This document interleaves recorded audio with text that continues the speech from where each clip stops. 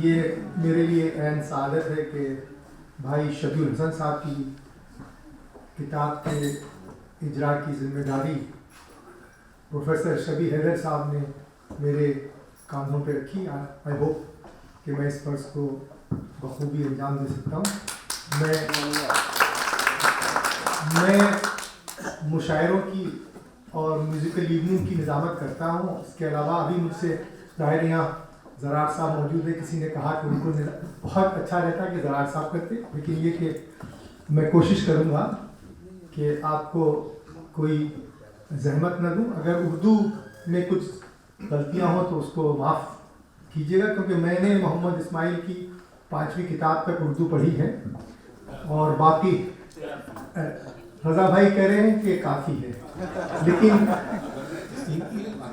لیکن مجھے فخر ہے کہ لندن میں کم از کم 3 لوگ تو یہاں میں دیکھ رہا ہوں. پروفیسر رضا علی عابدی صاحب, ان کا جو فنکشن ہاؤس آف لارڈز میں ہوا تھا اس میں مجھے مقالہ پڑھنے کے لیے کہا گیا تھا, اور ڈاکٹر جاوید جو بیٹھے ہیں یہاں, جاوید شیخ صاحب جو اردو کے روح رواں, بلکہ میں نے ان کے فنکشن میں یہ کہا تھا کہ اگر آپ نے برموڈا ٹرائنگل کے بارے میں سنا ہو تو کوئی شاعر اور ادیب ایسا نہیں ہے جو ان کے ٹرائنگل میں بینیٹ اسکاپ میں گرتا نہ ہو.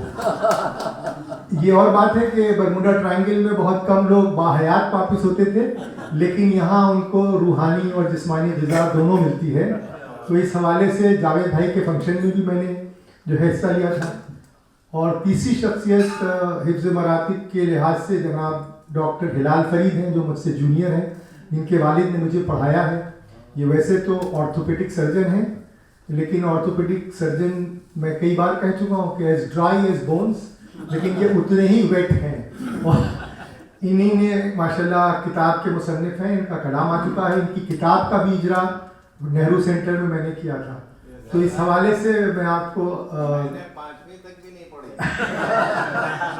یقین دلاتا ہوں کہ انشاءاللہ یہ شام آپ کے لیے ایک یادگار شام ہوگی. سب سے بڑی بات یہ ہے کہ جو کتاب جس کتاب کا ہم لوگ آج اجرا کر رہے ہیں, یہ بہت لائٹ ریڈنگ نہیں ہے. یہ بڑی محنت سے لکھی گئی ہے اور مصنف کے وسیع مطالعے کو جو ہے وہ ظاہر کرتی ہے. ہماری بڑی خوش قسمتی ہے کہ اس جلسے کی صدارت کے لیے پروفیسر رضا علی عابدی صاحب نے جو ہے وہ ہماری دعوت قبول کی. اور اس سے بڑی خوشی یہ ہے کہ ہمارے دوست جو سمجھیے کہ لندن کی سمر کی محفلوں کی جان ہو گئے ہیں, میری مراد جناب خلیل الرحمان صاحب سے ہے, جو دہلی سے تشریف لائے ہیں, اور ابھی آپ دیکھیں گے لطف اندوز ہوں گے. گفتگو میں اتنی شیرینی ہے کہ آپ دل چاہتا ہے کہ یہ بولتے ہی چلے جائیں. تو شبی بھائی شبی الحسن صاحب, یہاں 2 شبی بیٹھے ہیں, بڑی مشکل, ایک شبی حیدر ہیں, ایک حسن ہیں, ایک باپ ہیں ایک بیٹے ہیں. اور یہاں الٹا, یہاں آج بیٹے کا جو ہے وہ جشن منایا جا رہا ہے. تو میں نے بہت چند الفاظ لکھے ہیں جو میں آپ کے سامنے پڑھ رہا ہوں. اس کے بعد انشاءاللہ پورا وہ کروں گا تاکہ آپ لوگ آئیں. سب سے پہلے میں گزارش کروں گا پروفیسر رضا علی عابدی صاحب سے کہ وہ ڈائس پہ تشریف لائیں. اس کے بعد میں گزارش کروں گا خلیل الرحمان بھائی سے کہ تشریف لائیں اور جو مہمان خصوصی کی کرسی پہ. اور بغیر کسی تاخیر کے میں چھوڑا سا جو میں نے لکھا ہے میں آپ کو پڑھ کے سنا دوں.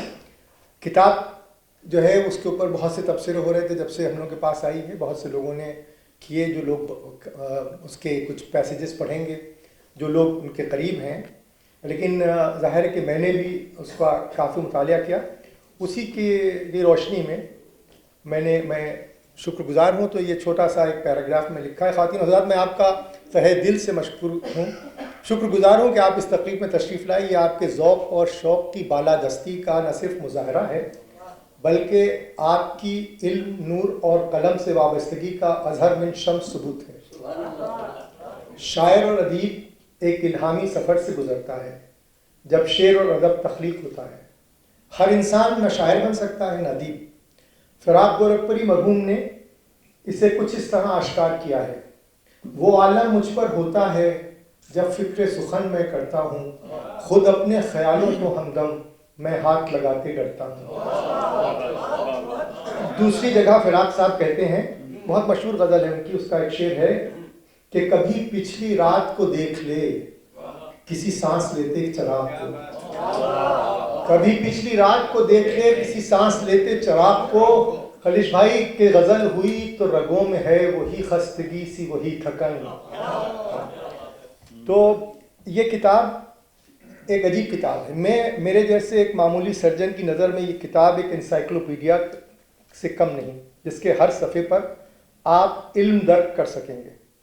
یہ کمنٹ میرے بہت اچھے عزیز اشتیاق عابدی صاحب نے شام میں کہا کہ یہ کتاب ایسی ہے کہ جو پیج کھولو اس کے اوپر کچھ نہ کچھ آپ کو نیا ملے گا۔ یہ بہت بڑی بات ہے کہ آپ اس کا کوئی ابتدا کسی بھی پیج پہ آپ دیکھیں کچھ نہ کچھ نئی نالج ملے گی، اور آپ کو معلوم ہے کہ جس دن آپ کو نیا کچھ نہ معلوم ہو سکے اور جس دن کوئی نئی نالج آپ ایکوائر نہ کریں، وہ دن جو ہے وہ عذاب کا دن ہوتا ہے، ثواب کا نہیں۔ تو میں اس چھوٹے سے افتتاحیہ کلمات کے بعد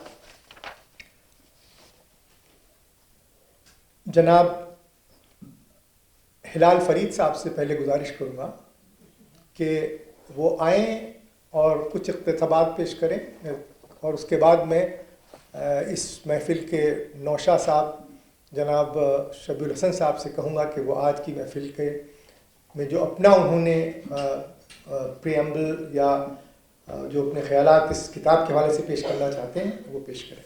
بہت مبارک ہو آپ کو یہ کتاب، اور جیسا کہ احسن بھائی نے کہا کہ یہ بہت ہی آپ کا جو وسیع مطالعہ ہے نہ صرف سائنس کا بلکہ فلسفی کا اور دوسرے ڈسپلنس کا، وہ ظاہر نمایاں ہوتا ہے اس کتاب میں۔ میں نے اس کے بھی کچھ حصے پڑھے ہیں۔ مجھے سب سے جو پہلی چیز اسٹرائک کی، وہ جو پہلا سوال، کئی سوال آئے اس کتاب کے حصے پڑھنے پر میرے دماغ میں، جو پہلا سوال اٹھا وہ یہ کہ آپ نے کتاب اردو میں کیوں لکھی، لیکن اس کا جواب آپ نے اپنے جو دیباچہ لکھا ہے اس میں پیش کیا ہے، اور یہ ظاہر ہے کہ ایسی کتابیں اردو میں بہت کم ہیں، انگریزی میں زیادہ ہیں۔ اس کتاب کے اوپر میں احسن بھائی سے یہ کہوں گا کہ اگر تھوڑا ڈسکشن ہوتا 3-4 لوگوں کے بعد آپ کو ساتھ لے کے، تو ایک دلچسپ آئٹم بن سکتا تھا انشاءاللہ۔ خیر، مجھے یہ حکم دیا گیا ہے کہ میں کچھ اقتباسات اس کتاب میں سے پڑھوں آپ لوگوں کے سامنے۔ اس میں بہت اصطلاحات ہیں، اور ظاہر ہے یہ ہم لوگوں کے لیے نہیں ہیں، کیونکہ ہم لوگ زیادہ تر وہ جو ٹرمینالوجی ہے اس کو انگریزی میں پڑھتے رہے ہیں، اور ہمارے میں زیادہ لمبا تو نہیں کر رہا ہوں، ہمارے ایک کرم فرما ہوا کرتے تھے بچپن میں، جب ہم لوگ ڈبیٹ لکھنا سیکھ رہے تھے، وہ بہت ہارڈ لائن کمیونسٹ تھے، لیکن وہ عالم تھے۔ تقریباً جتنی زبانیں ہندوستان میں اس زمانے میں ہم لوگوں کے بیچ بولی جاتی تھیں ان کی، اور وہ یہ اردو کے بارے میں کہا کرتے تھے، اور ہماری زبان جو ہم لوگ کی عام زبان ہے اس کے بارے میں کہا کرتے تھے۔ وہ خود ٹرانسلیٹر تھے، وہ یہ کہا کرتے تھے کہ مشکل یہ آتی ہے کہ جب ہمیں انگریزی سے کچھ ٹرانسلیٹ کرنا پڑتا ہے اردو میں، تو یا تو ہمیں عربی کی طرف جانا پڑتا ہے یا سنسکرت کی طرف جانا پڑتا ہے، اور یہ چیز بھی کئی جگہ محسوس ہوتی ہے۔ جو عربی آپ نے اصطلاحات استعمال اس میں کی ہیں، وہ شاید وہاں ان کو ادا کرتے وقت میری زبان شاید پھسلے، تو اس کے لیے میں پہلے سے معذرت چاہتا ہوں۔ تو یہ آپ نے غالباً چنے ہیں احسن بھائی، میں پڑھ رہا ہوں۔ دلچسپ اور قابل قدر امر ہے کہ انسان کا وجود، حیات اور کائنات کے راز معلوم کرنے کا ذوق و شوق اور تجسس بڑھتا جا رہا ہے۔ انسان ہی کرۂ ارض پر وہ معلوم نسل حیات ہے جو کائنات کے راز معلوم کرنے میں کوشاں ہے۔ سائنسی انقلاب سے پہلے اور زمانہ قبل از مسیح کے ادوار کو بھی دیکھیں تو علوم اور فلسفے کا مرکز توجہ یہی تھا۔ اس وقت انسان سمجھتا تھا کہ کرۂ ارض ہی کائنات کا مرکز ہے، اور کائنات انسان کے وجود، ترقی اور بہتری کے لیے بنی ہے۔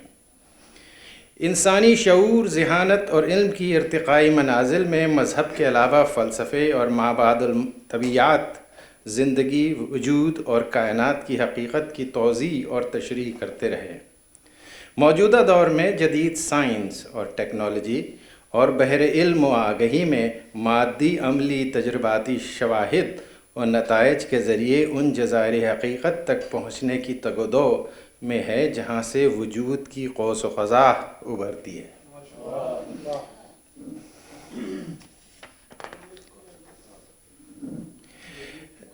نیرنگی حیات طلوع ہوتی ہے اور حیرت کدہ جہان رنگ و بو جلوہ افروز ہوتا ہے، جو وقت کی راجدھانی ہے اور جہاں نور کی حکمرانی ہے۔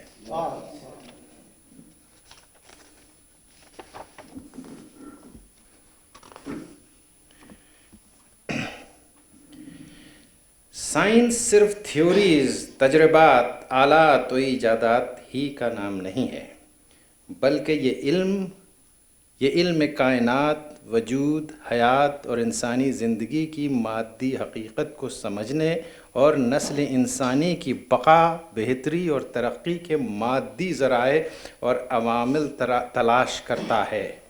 انسانی شعور، تجسس، ذہانت اور وجدان کا نقیب ہے۔ اسی لیے سائنس تکمیل علم کا نہیں بلکہ تکمیل علم کی تلاش کا اعلان کرتی ہے۔ تبدیلی اور ترمیم نئے عوامل و افکار کے لیے ہمہ وقت تیار ہوتی ہے، بشرط یہ کہ وہ فکری منطق و استدلال، مشاہدات و تجربات اور علمیات اور عملیات کی کسوٹی پر پورے اترتے ہوں۔ عظیم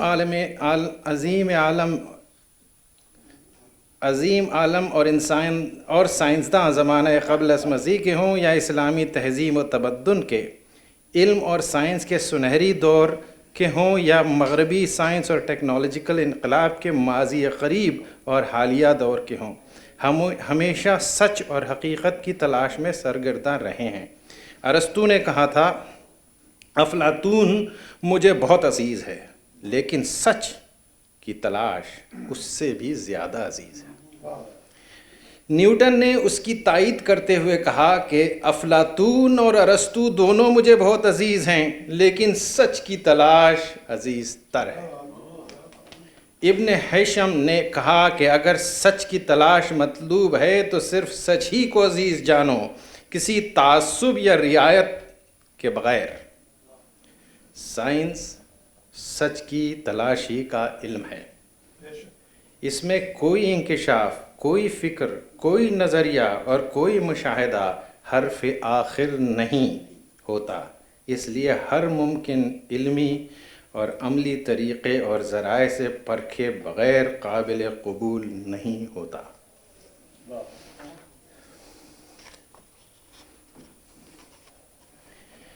یہ ایک ٹکڑا ہے، اوہام و اساطیر اس کی ہیڈنگ ہے۔ زندگی معجزہ ہے اور شعور کی معجزہ نمائی عالم امکان سے عالم وجود تک لامتناہی گنجینہ اسرار سے آگہی کی جستجو اور عالم ہستی میں تہہ در تہہ تحیرات کی عملی تشریحات کو تابع کرنے کی جہد مسلسل ہے۔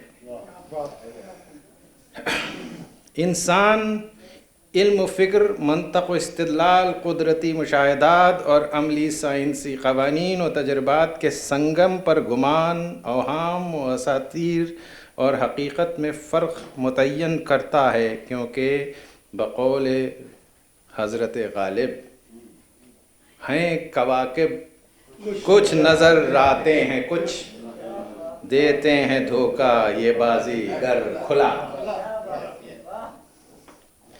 فلکی اجسام جیسے آفتاب، مہتاب، کواکب اور کہکشاؤں کو جب جدید ارضی اور خلائی دوربینوں، فضائی مشینوں، اسپیس مشنز اور اسپیس اسٹیشنز سے دیکھا جاتا ہے تو کائنات کی وسعتیں عالم خیال کی حدود سے دور چلی جاتی ہیں،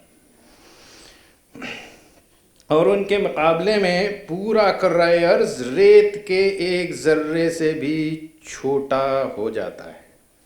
لیکن انسانی آنکھ کے لیے کرۂ ارض وسیع و عریض صحراؤں، گہرے عمیق سمندروں، بلند و بالا پہاڑوں، گھنے جنگلات، پھول اور پھلوں کے باغات، چرند و پرند، حشرت الارض، نباتات، جمادات کی ان گنت اقسام اور ان کا عرضی فضا، ماحول اور ماحولیات میں باہم دیگر عمل، مظاہر قدرت اور عجائبات، موجودات و ہستی کا ایک عظیم الشان حیرت کدہ رنگ و بو ہے جو اپنے تمام بو قلموں اور نیرنگیوں کے طلسماتی نظارے بکھیرتا ہوا رواں دواں ہے۔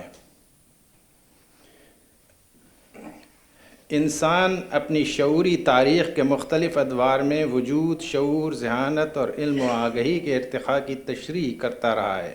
خصوصاً موجودہ سائنس اور ٹیکنالوجی کے دور میں کائنات کے بارے میں جدید ترین انکشافات، تجربات اور نتائج کی بنیادی پر مادی موجودات و حیات کی حقیقت کو سمجھنے کی کوشش کر رہا ہے۔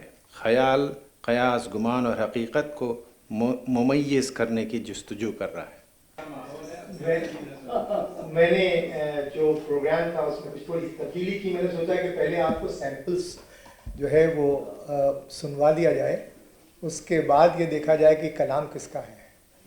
تو اب میں جناب پروفیسر شبیہ حیدر صاحب سے گزارش کروں گا کہ نہیں پہلے آپ تعارفی کلمات جو ہیں، کیونکہ یہ کتاب ان دونوں شخصیات کی پتہ نہیں کتنی تگ و دو ہے کہ جو 3-4 سال میں یہ کتاب ہوئی ہے۔ اس میں کتاب میں بھی آپ کا ذکر ہے، آپ ان کا فارمل انٹروڈکشن کرائیں۔ پروفیسر شبیہ حیدر گلوبل پریزیڈنٹ IMI کے اور ریٹائرڈ پروفیسر ENT کے پاکستان کے۔ آپ نے کئی اسپتال پاکستان میں کھولے اور یہاں یہ ماشاءاللہ ابھی بھی جو ہے وہ ENT کی پریکٹس کر رہے ہیں۔ میڈیکل ایتھکس پہ آپ کا کام ہے، تقریباً آپ کے 30 یا 35 لیکچر لاسٹ ایئر اہل بیت TV پہ نشر ہوئے ہیں۔ آپ کی 12 کتابوں کے آپ جو ہیں وہ مصنف ہیں جی، اور ایتھکس پہ اتھارٹی ہیں۔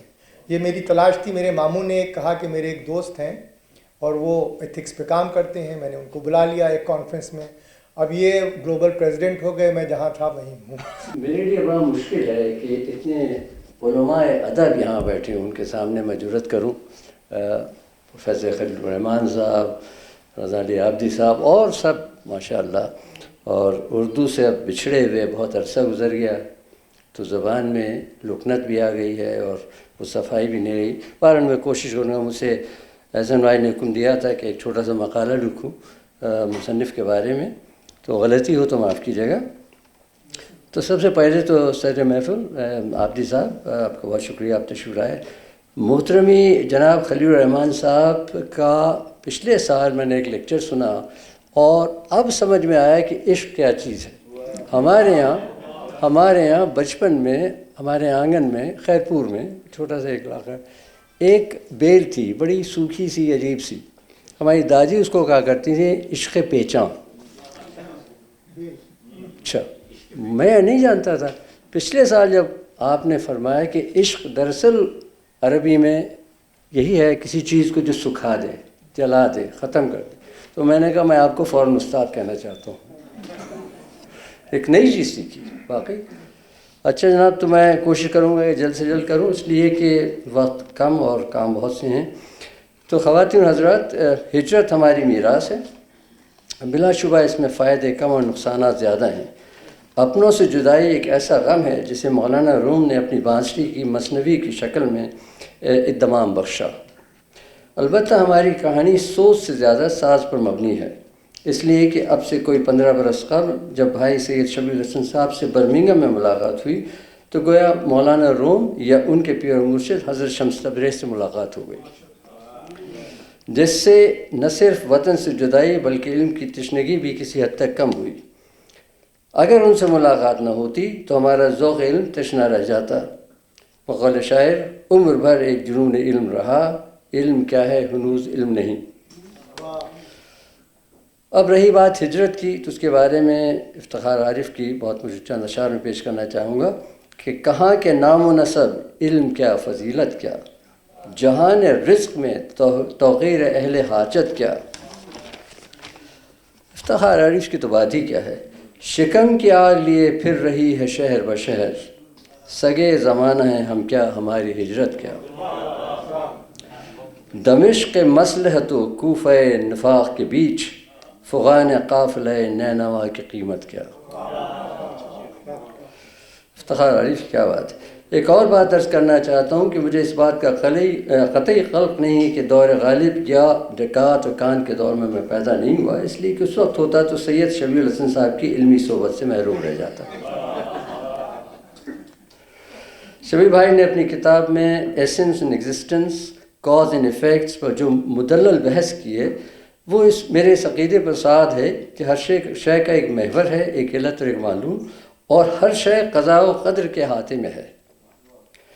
ہمارا ایگزسٹنس غالباً اس فوٹون کی مانند ہے جس کا آپ نے اپنی کتاب میں ذکر کیا ہے، جو کہیں کاسموس میں ملٹی ورس میں سرگرداں ہے، اور ایسنس کی ابھی ہمیں تلاش ہے.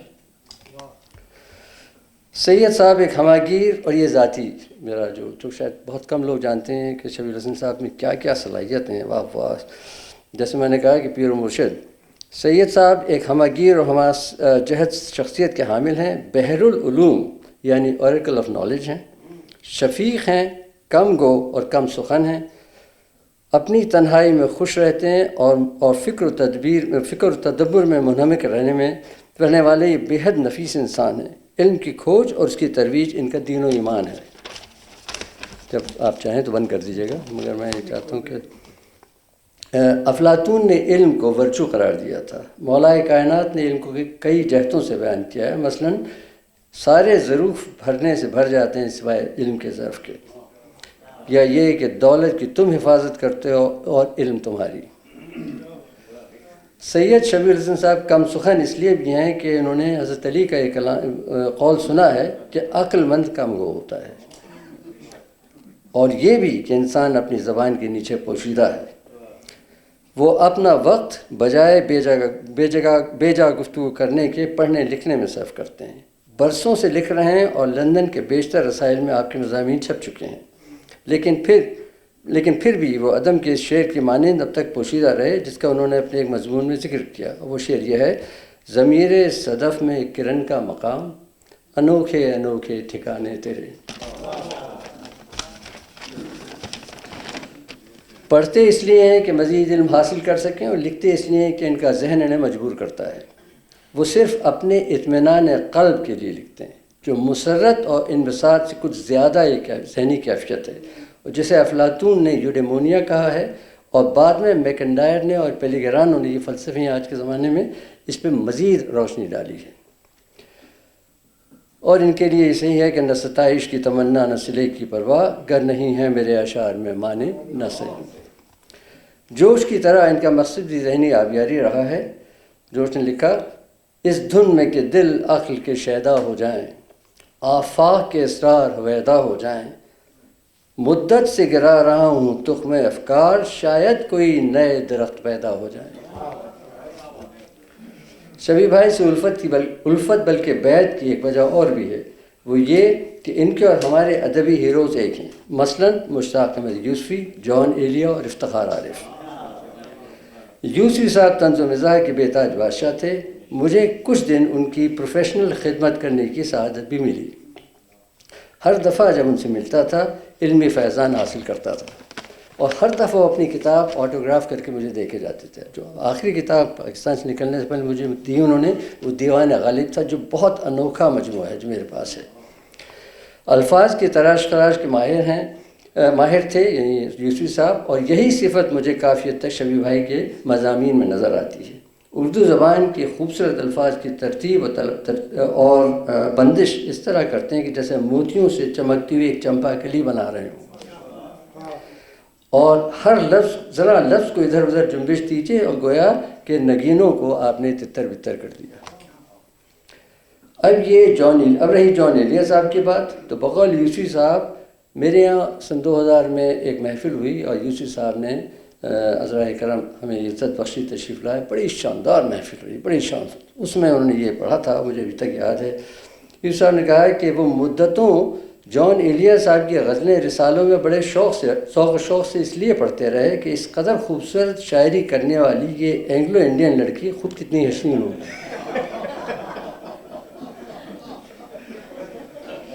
ہم نے جان بھائی کو بیشتر مشاعروں میں سنا اور دیکھا، بقول شبیہ بھائی جان ایلیا اپنے وقت سے بہت پہلے پیدا ہوئے اور اپنے دور کے بہترین فلسفی شاعر تھے۔ لبرل ہونے کے ناطے سے شبیہ بھائی اور جان ایلیا کے ذہنوں میں ایک ہی سوال اٹھتا ہے، تو اگر خود ہے خدایا میری شہر کے قریب، پھر یہ شانوں پہ فرشتوں کا تکلف کیسا؟ تو اگر خود ہے خدایا میری شہر کے قریب، پھر یہ شانوں پہ فرشتوں کا تکلف کیسا؟ شبیہ بھائی کی پہلی کتاب نیرنگ حقیقت ایک آتشہ تھی، اور طلسم حیات یقیناً دو آتشہ ہے، اور میں کچھ الفاظ ایک آدھ پہ چھوڑ دیتا ہوں چونکہ یہ لمبا ہے۔ کم از کم میرے لیے ان کی دونوں کتابیں اردو زبان میں پہلی کاوش ہیں۔ ہر مضمون کو پڑھنے میں بہت لطف آتا ہے، اس لیے کہ اتنے دقیق مضامین کو انتہائی شستہ اور باوصف اردو میں تحریر کرنا ہر ایک کے بس کی بات نہیں۔ یقین جانیے ہم سخن فہم غالب کے طرفدار نہیں۔ ایک صفحہ اور چھوڑ دیتا ہوں تاکہ وقت کے لحاظ سے، لیکن ضروری بات، شبیہ بھائی بے حد اینٹی اسٹیبلشمنٹ انسان ہے۔ ہوا کے مخالف چلنے میں ان کو مزہ آتا ہے۔ ایٹیٹیوڈ اور نارمز آف سوسائٹی کے خلاف بغاوت کرتے ہیں اور کوشش کرتے ہیں کہ ہم سب بھی باغی ہو جائیں۔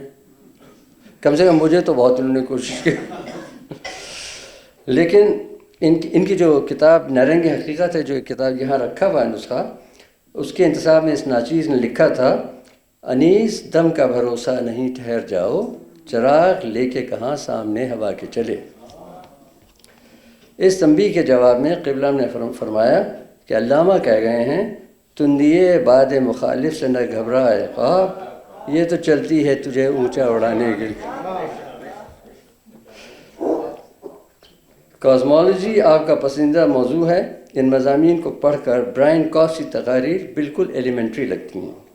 کائنات کی وسعت اور تیزی سے پھیلتی ہوئی گیلیکسیز کا ذکر آپ نے جس خوبصورتی سے کیا ہے، ان کو پڑھنے کے بعد بے اختیار علامہ اقبال کے شعر یاد آتا ہے کہ یہ کائنات ابھی ناتمام ہے شاید، کہ آ رہی ہے دما دم صدائے کن فیکن۔ کائنات کی وسعت اور سٹارز کی پیدائش اور بالآخر اپنے انجام کو پہنچنے کے بارے میں وسیع معلومات فراہم کی ہیں، جس کو پڑھ کے لگتا ہے کہ کائنات لامحدود ہے، اور عرش الہی کا جو ہمیں تصور دیا گیا ہے وہ شاید اس سے کچھ مختلف بات ہے۔ جیسے غالب نے کہا، منظر ایک بلندی پر اور ہم بنا سکتے، عرش سے پرے ہوتا کاش کے مقام اپنا، اور یہ بھی کہ ہے پرے سرد ادراک سے اپنا مسجود، قبلے کو اہل نظر قبلہ نما کہتے ہیں۔ بہت عمدہ شعر ہے، اور یہ سب اشعار آپ کی کتابوں سے چنے ہیں میں نے۔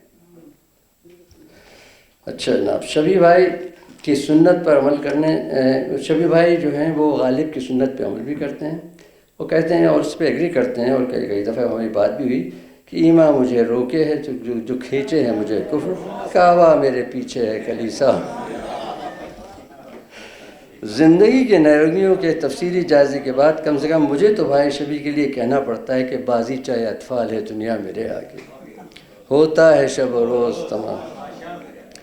آپ نے تخلیق کائنات اور ڈارون کی famous book on selection of natural species اور نیچرل سلیکشن آف اسپیشیز کی مشہور زمانہ کتاب پر سیر حاصل گفتگو کی ہے، اور ایک جگہ پر یہ شعر کوٹ کیا ہے جو ان کے کرٹیکل مائنڈ کی عکاسی کرتا ہے۔ کرٹیکل مائنڈ ہونا بڑا ضروری ہے ایک رائٹر کے لیے، اور آپ کے پاس تخلیق کائنات کے دلچسپ جرم پر تخلیق کائنات کے دلچسپ جرم پر ہنستا تو ہوگا آپ بھی یزداں کبھی کبھی۔ انسان کی ذہانت پر گفتگو کرتے ہوئے یہ کہنا پڑتا ہے کہ زمانے کے ارتقاء کے ساتھ ساتھ ذہنی ارتقاء بھی ہوتا رہا ہے۔ ایک استاد اور دائمی طالب علم ہونے کے حوالے سے میں کہہ سکتا ہوں کہ ایک عرصے تک ذہن کو صرف میموری اینڈ ریکال کے لیے استعمال کیا گیا۔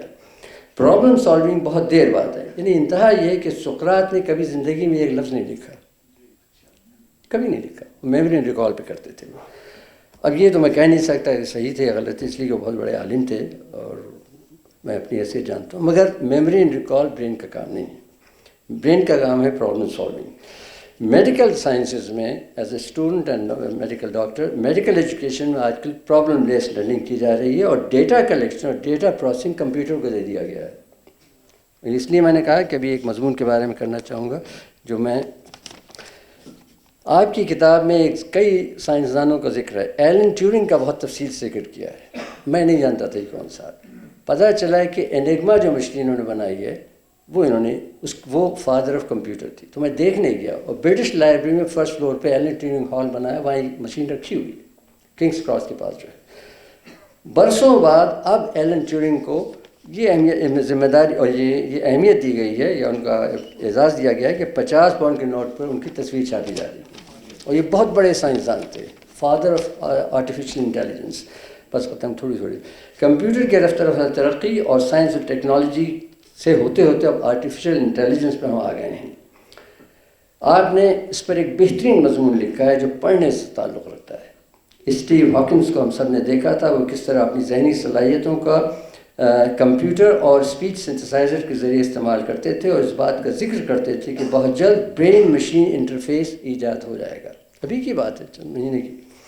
آج ہی کی بات ہے کہ ٹیسلا کے موجد ایلون مسک نے, جو مسک ہے یا مسک نے, اعلان کیا کہ وہ آرٹیفیشل انٹیلیجنس کو استعمال کرتے ہوئے برین کمپیوٹر انٹرفیس, جسے نیورا لنک کا نام دیا ہے, اسے استعمال کریں گے. اور مائکرو چپ, جس میں شاید ڈاکٹر ہلال فرید بھی کام دکھائیں اور ندیم بھی بیٹھے ہوئے نیورو سائنٹسٹ یہاں پر, روبوٹس کے ذریعے یہ دماغ میں پیوست کر دیا جائے گا تاکہ ذہنی خیالات اور افکار کو کمپیوٹرز پہ ٹرانسفر کر دیا جائے. اور اس طرح سے الزائمرز اور ڈیمنشیا جیسے امراض کا علاج ہو سکے گا. روبوٹک سرجری سرجنز کے لیے آج کل ایک اہمیت اختیار کر گئی ہے, اور سبھی استعمال کر رہے ہیں. اب آرٹیفیشل انٹیلیجنس کے ذریعے ڈائگنوسس اور علاج معالجے کی دیکھ بھال بھی شروع ہونے والی ہے. اور آپ نے سنا ہوگا ابھی ریسنٹلی امیزون اور الیکسا نے ایک کلیبریشن شروع کیا ہے کہ آپ گھر پہ الیکسا سے کہیے, وہ آپ کو آپ کے ڈائگنوز کر دے گا.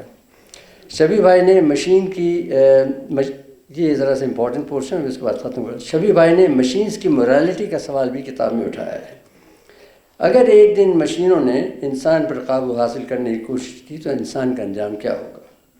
انہوں نے آئندہ ایک ٹرانس ہیومن کی افزائش نسل کی پیشگوئی بھی کی ہے کہ وہ ٹرانس ہیومن برین کمپیوٹر کا ہوگا, جسم انسان کا ہوگا.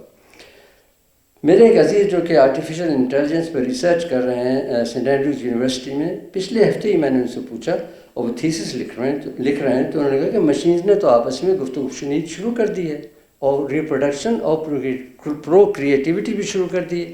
اب ڈر یہ ہے کہ ہم پہ کب قابو پا لیتے ہیں. اب رہی بات مورالٹی کی, تو ہم ابھی انسانی مورالٹی سے ہی آگے نہیں بڑھیں, بحث مباحثے میں مشغول ہیں, تو مشینوں کی کیا بات کریں. میڈیکل ایتھکس میرا مضمون ہے اور اکثر نشستوں میں نے شبی بھائی سے اس سلسلے میں بہت کچھ سیکھا ہے. مثلاً ایتھکس ایک یونیورسل امر ہے اور اس میں ریلیٹیوزم کی گنجائش نہیں ہے. یہی موضوع میں نے ایک مشہور عالم دین سے جو کہ ایتھکس میں ماہر ہیں ایک ویبینار میں ڈسکس کیا. ان کا کچھ دوسرا نظریہ تھا.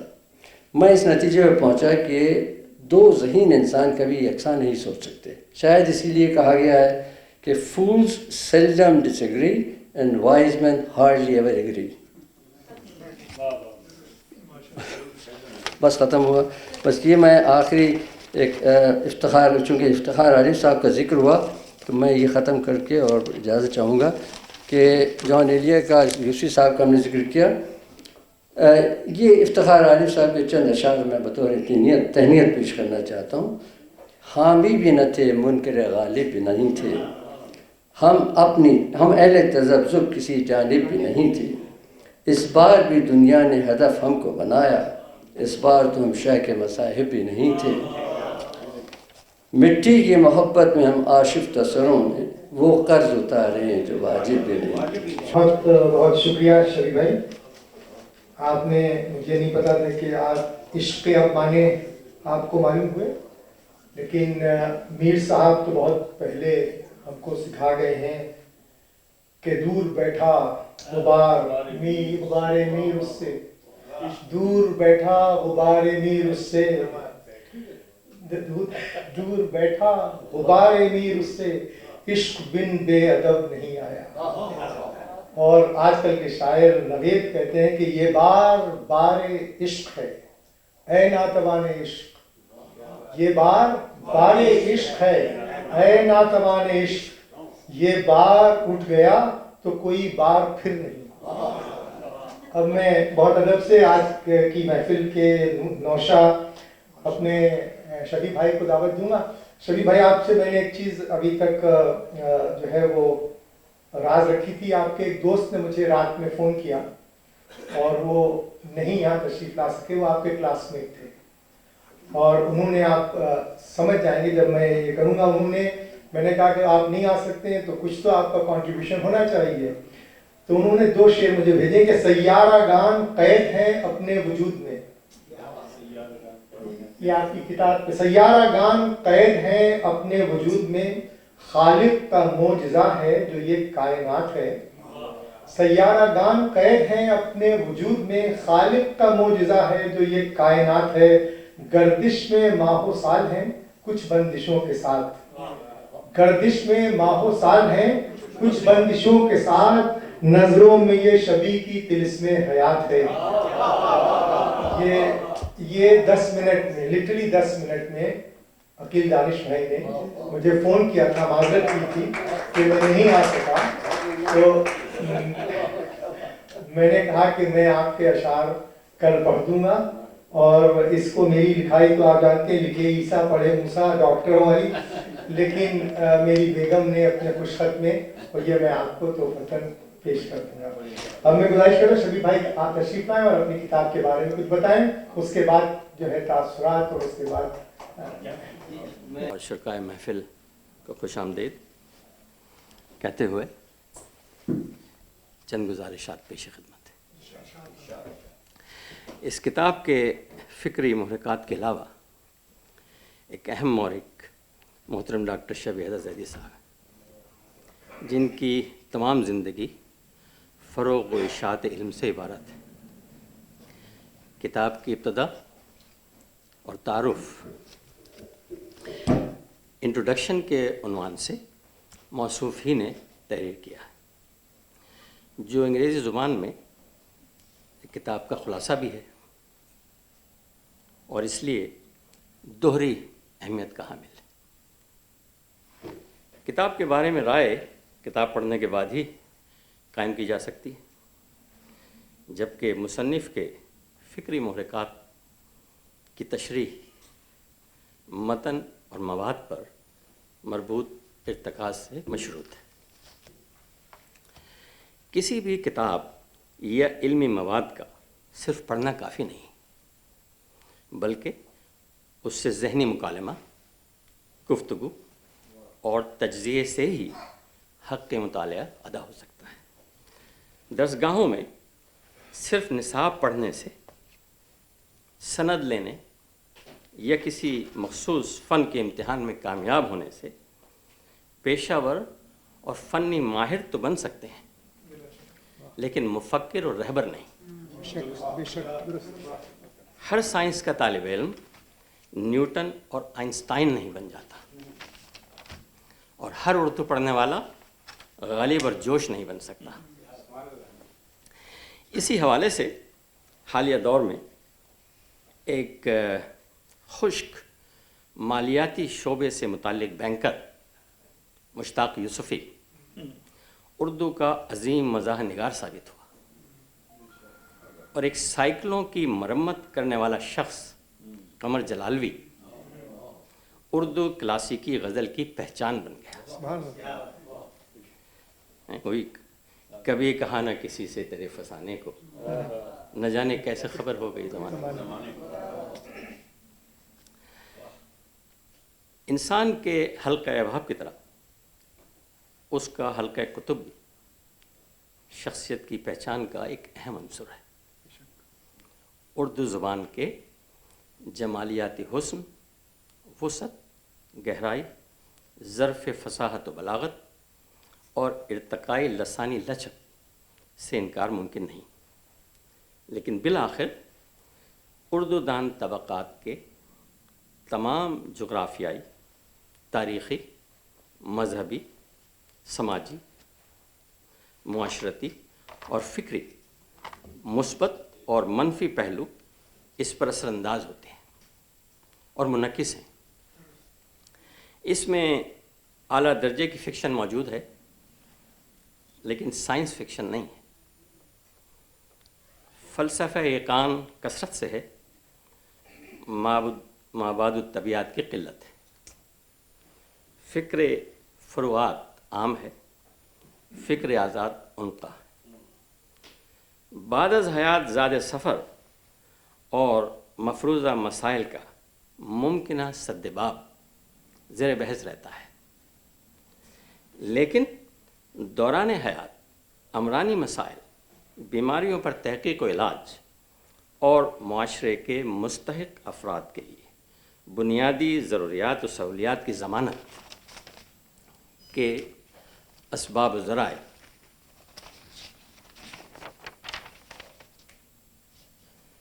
کی تلاش مفقود ہے. ٹیکنالوجی کے جدید آلات کے استعمال میں فراوانی ہے، لیکن ایجادات سے لا تعلقی ہے، کیونکہ ان کی ذمہ داری دوسری زبانوں اور دوسری قوموں کے سپرد کر دی گئی ہے. اس کتاب سے یہ تضادات مزید اجاگر ہوتے ہیں. اس میں موجودہ ترقی یافتہ دور کے عملی، علمی، فکری، سائنسی اور تکنیکی امکانات، رجحانات، ایجادات، تحقیقات اور اہداف کا نسل انسانی کے مستقبل کی سمت، تعلق اور ارتقاء کو واضح کرنے کی کوشش کی گئی ہے. حیات، وجود، کائنات اور کائناتی موجودات کے طلسماتی اور معجزاتی اسرار و رموز کی سائنسی اور مابعد الطبیعتی عقدہ کشائی کی کوشش، قدرتی قوانین کے انکشافات اور متعلقہ عملی مظاہر کی نشاندہی کی گئی ہے. سائنس اس دور کا رہنما علم ہے، جس کے ذریعے انسان قوانین قدرت کی تلاش اور ان کے میکانزم کی تفصیلات تحقیقی اور عملی تجربات کی مدد سے تصدیق کرتا ہے اور ایجادات کا موجب بنتا ہے. نسل انسانی کے قدرتی ارتقائی پہلوؤں سے استفادہ کرتے ہوئے اس کے مستقبل کی سمت کے تعین کی منصوبہ بندی کر رہا ہے. جدید تہذیب و تمدن کے خد و خال تشکیل دے رہا ہے. عالمی فکر و عمل کے معیار مرتب کر رہا ہے. عالمگیر اخلاقیات کی مشترکہ حدود پر اتفاق رائے کے لیے کوشاں ہے. ارضی اور فضائی ٹیلیسکوپس، مصنوعی سیاروں، افلاکی مشنز اور مختلف جدید سائنسی آلات اور تجربہ گاہوں کی مدد سے حیات، وجود اور مختلف کائناتی مظاہر کی مشاہداتی اور مادی تصدیق میں سرگرم عمل ہے. اس ضمن میں 20ویں صدی کے ایک ممتاز امریکی سائنسدان اور رائٹر کارل سیگن کا یہ قول قابل ذکر ہے.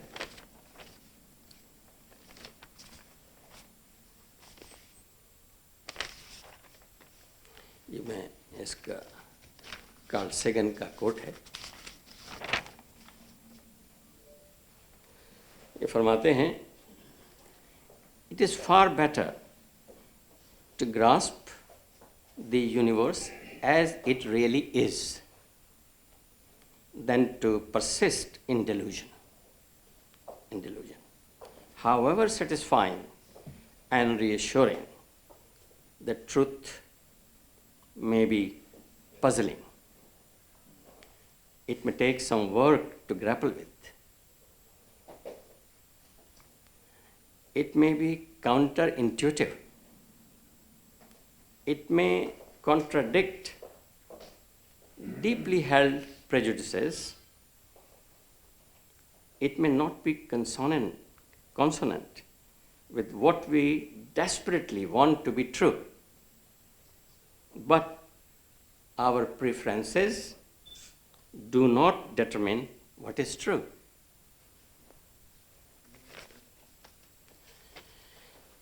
انسانی علم و ذہانت کے غیر معمولی عوامل جدید سائنس اور ٹیکنالوجی کے ذریعے کرۂ ارض کی باغ ڈور سنبھال رہے ہیں، بلکہ عملی طور پر چاند اور سیاروں پر کمند ڈال رہے ہیں۔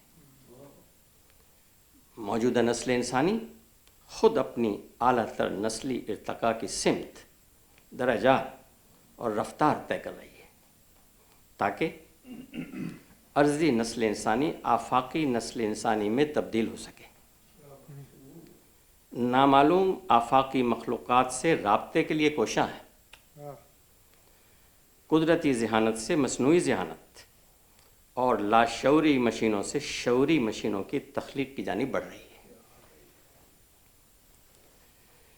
کسی اردو دان طبقے کی اکثریت اسے اہم اور قابل اعتنا نہ سمجھتی ہو، لیکن میں نسل انسانی کے فرد کی حیثیت سے اسے ناگزیر تسلیم کرتے ہوئے اور اردو طبقے کی کجدائیوں سے قطع نظر اردو معاشرے کے تعلق اور حوالے سے بھی اپنا فرض یا قرض تصور کرتے ہوئے ان عوامل و افکار کی توضیح، تشریح اور ترویج میں شریک کار ہوں۔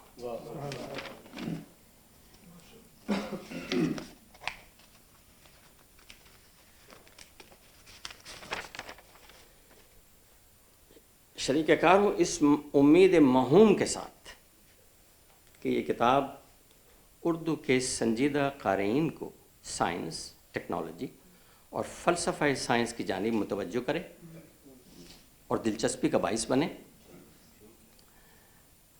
مزید یہ کہ متعلقہ موضوعات سے واقف کار اردو مصنفین ان موضوعات کو مقبول عام بنانے میں اپنا کردار ادا کریں اور یہ کتاب ان کے لیے پیش خیمہ ثابت ہو۔ جدید فلسفے، خصوصاً مابعد الطبیعت کی جدید کاسمولوجی، سائنس اور ٹیکنالوجی کی ترقی، انکشافات اور ایجادات کے بعد فلسفہ سائنس سے ہم آہنگی ان کی ساختیاتی تبدیلی کا باعث بن رہی ہے، جو حالیہ اور موجودہ دور کے رہنما فلاسفرز کے افکار میں واضح ہے، جن میں برٹرنڈ رسل، لڈوگ وٹگنسٹائن اور ڈینیل ڈینٹ نمایاں ہیں۔ اس تبدیلی کے اہم محرکات میں کوانٹم میکینکس کے غیر معمولی قوانین کی تجرباتی تصدیق، یعنی ایٹم اور تحت ایٹم ذرات اور لہریں جو تمام حیات، وجود اور کائناتی موجودات کے بلڈنگ بلاکس ہیں، ان کی اصولی فطری بے یقینیت، پروبیبلسٹک نیچر، ہر ممکن، ہر جگہ اور فاصلے اور حالت میں موجودگی، سپرپوزیشن اور ہمزادگی، انٹینگلمنٹ شامل ہیں، جنہیں مابعد الطبیعاتی ماورایت کے پس منظر میں زیر غور لایا جا سکتا ہے۔ اور آخر میں حضرت جلال الدین محمد رومی کا یہ وجدانی کلام پیش کرتا ہوں، جس کا اردو ترجمہ اس کتاب میں موجود ہے، جو اس کے مابعد الطبیعاتی جہت سے متعلق ہے۔ اقتباس یہ: ایک کائنات عدم ہے، اس کی لہریں ساحل وجود سے ٹکراتی ہیں، اور تو ان لہروں میں کود جا، اور اگر کوئی سوال کرے تو کہہ دے کہ تو ایک صوفی ہے۔ ایک صوفی اپنے ماضی سے بے نیاز ہو جاتا ہے، تو دیکھے گا کہ تیری قندیل دوسری تمام قندیلوں کو روشن کر دیتی ہے۔ اس کی روشنی تمام عظیم روشن ہستیوں کی روشنی سے مربوط ہو جائے گی، اس بحر تاباں کی لہریں تجھے کائنات عدم کے ایسے گوشے میں لے جائیں گے جہاں تیری روح ہر رشتے سے بے نیاز ہو جائے گی۔ صرف کائنات عدم ہی میں تو اپنی حقیقت کو دریافت کر سکے گا۔ تو جہان عدم کے حرم سرا کا بادشاہ بن جائے گا۔ تیرا وجود بھی تیری طرف نظر نہیں اٹھا سکے گا، کیونکہ تیری عظمت کی تابناکی نظر کو خیرہ کر دے گی۔ شکریہ۔ بہت شکریہ شبیر بھائی، آپ نے اتنا وسیع موضوع بہت آسانی سے جو ہے وہ طے کر لیا۔ ابھی شبیر حیدر صاحب نے کہا تھا کہ آپ کو بال مخالف کی سے زیادہ جو ہے کی طرف جانے کا شوق ہے، تو آپ کی طرف سے ان کو ایک شعر سنا دیتا ہوں کہ وہ سر پھری ہوا تھی سنبھلنا پڑا مجھے، وہ سر پھری ہوا تھی سنبھلنا پڑا مجھے، میں آخری چراغ تھا جلنا پڑا مجھے۔ تو اور آپ کی کاوشوں کے لیے دعا گو ہیں کہ میرے جنوں کا نتیجہ ضرور نکلے گا، میرے جنوں کا نتیجہ ضرور نکلے گا، اسی سیاہ سمندر سے نور نکلے گا۔ اب میں گزارش کروں گا مہمان خصوصی جناب خلیل الرحمان صاحب سے، جن کے لیے میں ایک صرف یہ کہوں گا، ڈھونڈو گے ہمیں ملکوں ملنے کے نئی نایاب ہیں ہم۔ آپ یہ دیکھیں وکالت کا پیشہ ہے، ادب سے اتنا عشق، فلسفہ ہے اور میٹا فزکس۔ خلیل بھائی بغیر کسی تاخیر کے صدر محفل علی جناب رضا علی عابدی صاحب، آج کی شام کے بقول ڈاکٹر احسن نوشا، شبیع الحسن صاحب، شبیہ حیدر صاحب، ڈاکٹر جاوید شیخ اور حاضرین محفل، سچ تو یہ ہے کہ آج کی شام میرے لیے باعث اعزاز و افتخار ہے کہ میں آپ تمام حاضرین محفل کے ساتھ ایک ایسی کتاب کے تعارف میں شریک ہوں جو قدیم تا جدید سائنسی علوم کے نہایت بصیرت افروز مضامین کا مجموعہ ہے۔ 57 مضامین پر مشتمل یہ کتاب بنیادی طور پر شبیع الحسن صاحب کے ان خطبات پر مبنی ہیں جو بقول ان کے ایک نیم مذہبی ٹیلی ویژن چینل سے نشر کیے گئے تھے۔ ان مضامین میں فاضل خطیب اور اب مصنف نے کائنات کے معرض وجود میں آنے سے لے کر آج تک کے ترقی اور ارتقاء کے اہم سائنسی نظریات تسہیل و سلاست سے بیان کیے ہیں۔ 240 صفحات میں پھیلے ہوئے ان مضامین کو 6 ابواب میں تقسیم کیا گیا ہے۔ یہ تقسیم و ترتیب حیات و کائنات کی تقریباً ارتقائی مناسبت سے کی گئی ہے۔ مضامین میں اختصار ہے لیکن ان میں ایجاز کا پہلو ملحوظ رکھا گیا ہے، یعنی یہ مضامین خود میں وہ معنی بھی سمیٹ لیتے ہیں جن کا ان کے موضوع سے کوئی تعلق نہیں ہے۔ اب سچ تو یہ ہے کہ میں اس وقت بڑی الجھن میں ہوں، کیونکہ کتاب پر جس طرح کی آراء پیش کی گئیں وہ غالباً وہ نہیں ہے جس طرح میں نے اس کتاب کو دیکھا اور سمجھا تو خیر کیا، میری بساط کیا، لیکن ڈاکٹر ہلال فرید صاحب نے اپنی تقریر میں کہا کہ یہ کتاب اردو میں کیوں ہے۔ میری معلومات میں کم از کم اردو میں اتنے متنوع موضوعات پر سائنس کی ایسی کتاب کہیں موجود نہیں ہے، اور میں مبارکباد دیتا ہوں شبیع الحسن صاحب کو اور اردو کے قارئین کو کہ ایک ایسی کتاب آج ہمارے درمیان ہے جس سے ہم ایک کتاب میں بہت ساری چیزیں سائنس کی پا سکتے ہیں۔ میری کیا بساط کہ فلسفہ اور سائنس کے اس مضامین پر کوئی تبصرہ کر سکوں جیسے شبیع الحسن صاحب نے کیا یا شبیہ حیدر صاحب نے کیا، چونکہ سائنس اور فلسفے کا میرا مطالعہ محدود ہے اور سمجھ ایک عام طالب علم سے زیادہ نہیں ہے۔ کوئی 2 ہفتے قبل عزیز دوست ڈاکٹر احسن ظفر زیدی نے یہ کتاب مجھے بھیجی۔ کتاب کے مضامین پڑھ کر میں کچھ تو الجھن میں رہا، پھر آپ یقین کیجئے خالی اس ذہنی کی حالت میں رہا کہ میں کیا لکھوں اور میں کیسے لکھ سکتا ہوں ان چیزوں پر. اور آپ یقین جانیے یہ واقعہ ہے کہ معاً میرے ذہن میں حضرت علی کے خطبے کا ایک جملہ آیا. وہ یہ تھا, اے لوگو مجھ سے پوچھ لو کہ معاف کیجیے کچھ کہا, اس سے پہلے کہ میں کل تم میں نہ رہوں میں زمین کے راستوں سے زیادہ آسمان کے راستے جانتا ہوں.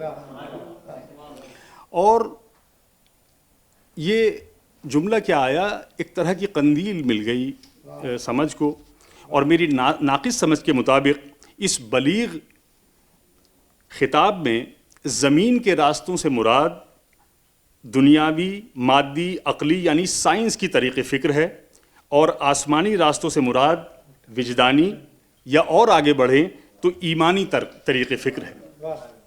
حسن اتفاق ہے کہ حضرت علی کی تقاریر کو اپنے دل نشین اسلوب اور سلیس اردو زبان میں ترتیب دینے والی شخصیت آج اس محفل میں مسند صدارت پر متمکن ہے, جناب رضا علی عابدی صاحب.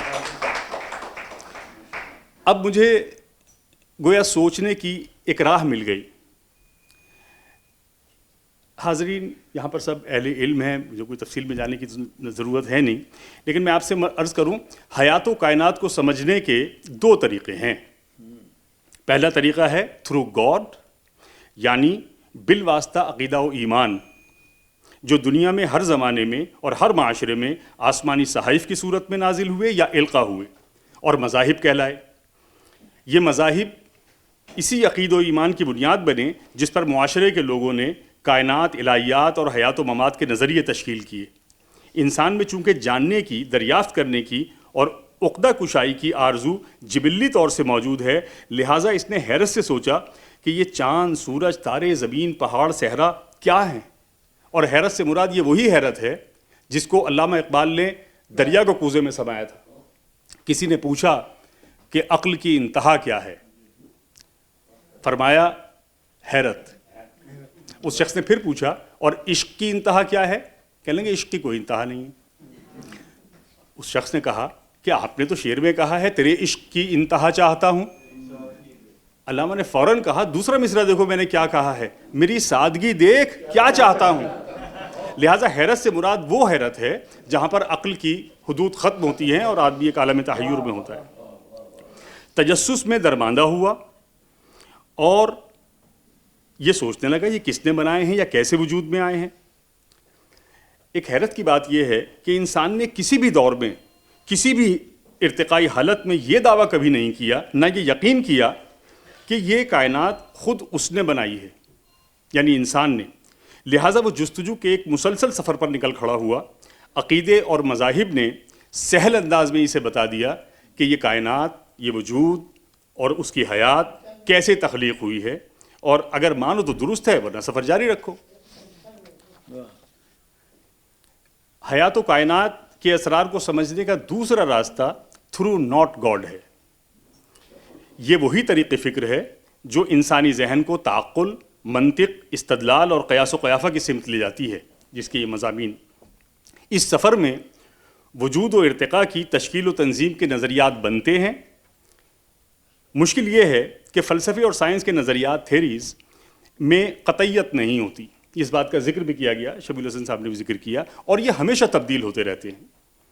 اور اس تبدیلی کا ایک سبب یہ ہے کہ خود انسانی فکر کا بھی ارتقاء جاری و ساری ہے. قرآن میں آیا ہے اللہ تعالیٰ فطرت کے قوانین کو تبدیل نہیں کرتا, گو کہ وہ چاہے تو ایسا کر سکتا ہے. اب ان مضامین کو پڑھ کر یا ان کو مجھے تھوڑا سا اندازہ کر کے, اگر میرا حافظہ درست ہے تو 1970 یا 71 میں سید غلام السیدین نے دہلی یونیورسٹی کا مخفم جاہ توسیعی لیکچر دیا تھا. بعد کو یہ مقالے کی صورت میں شائع ہوا. اس کا عنوان تھا فکر انسانی کا سفر ارتقاء, اور یہ بہت مشکل اور ادق زبان میں لکھا ہوا تھا. 1974 میں یہ مقالہ میں نے پڑھا تھا. میری طرح میرے ہمسروں کی طرز فکر, سوچ اور نظریات پر اس مقالے کا گہرا اثر ہوا جو آج تک قائم ہے.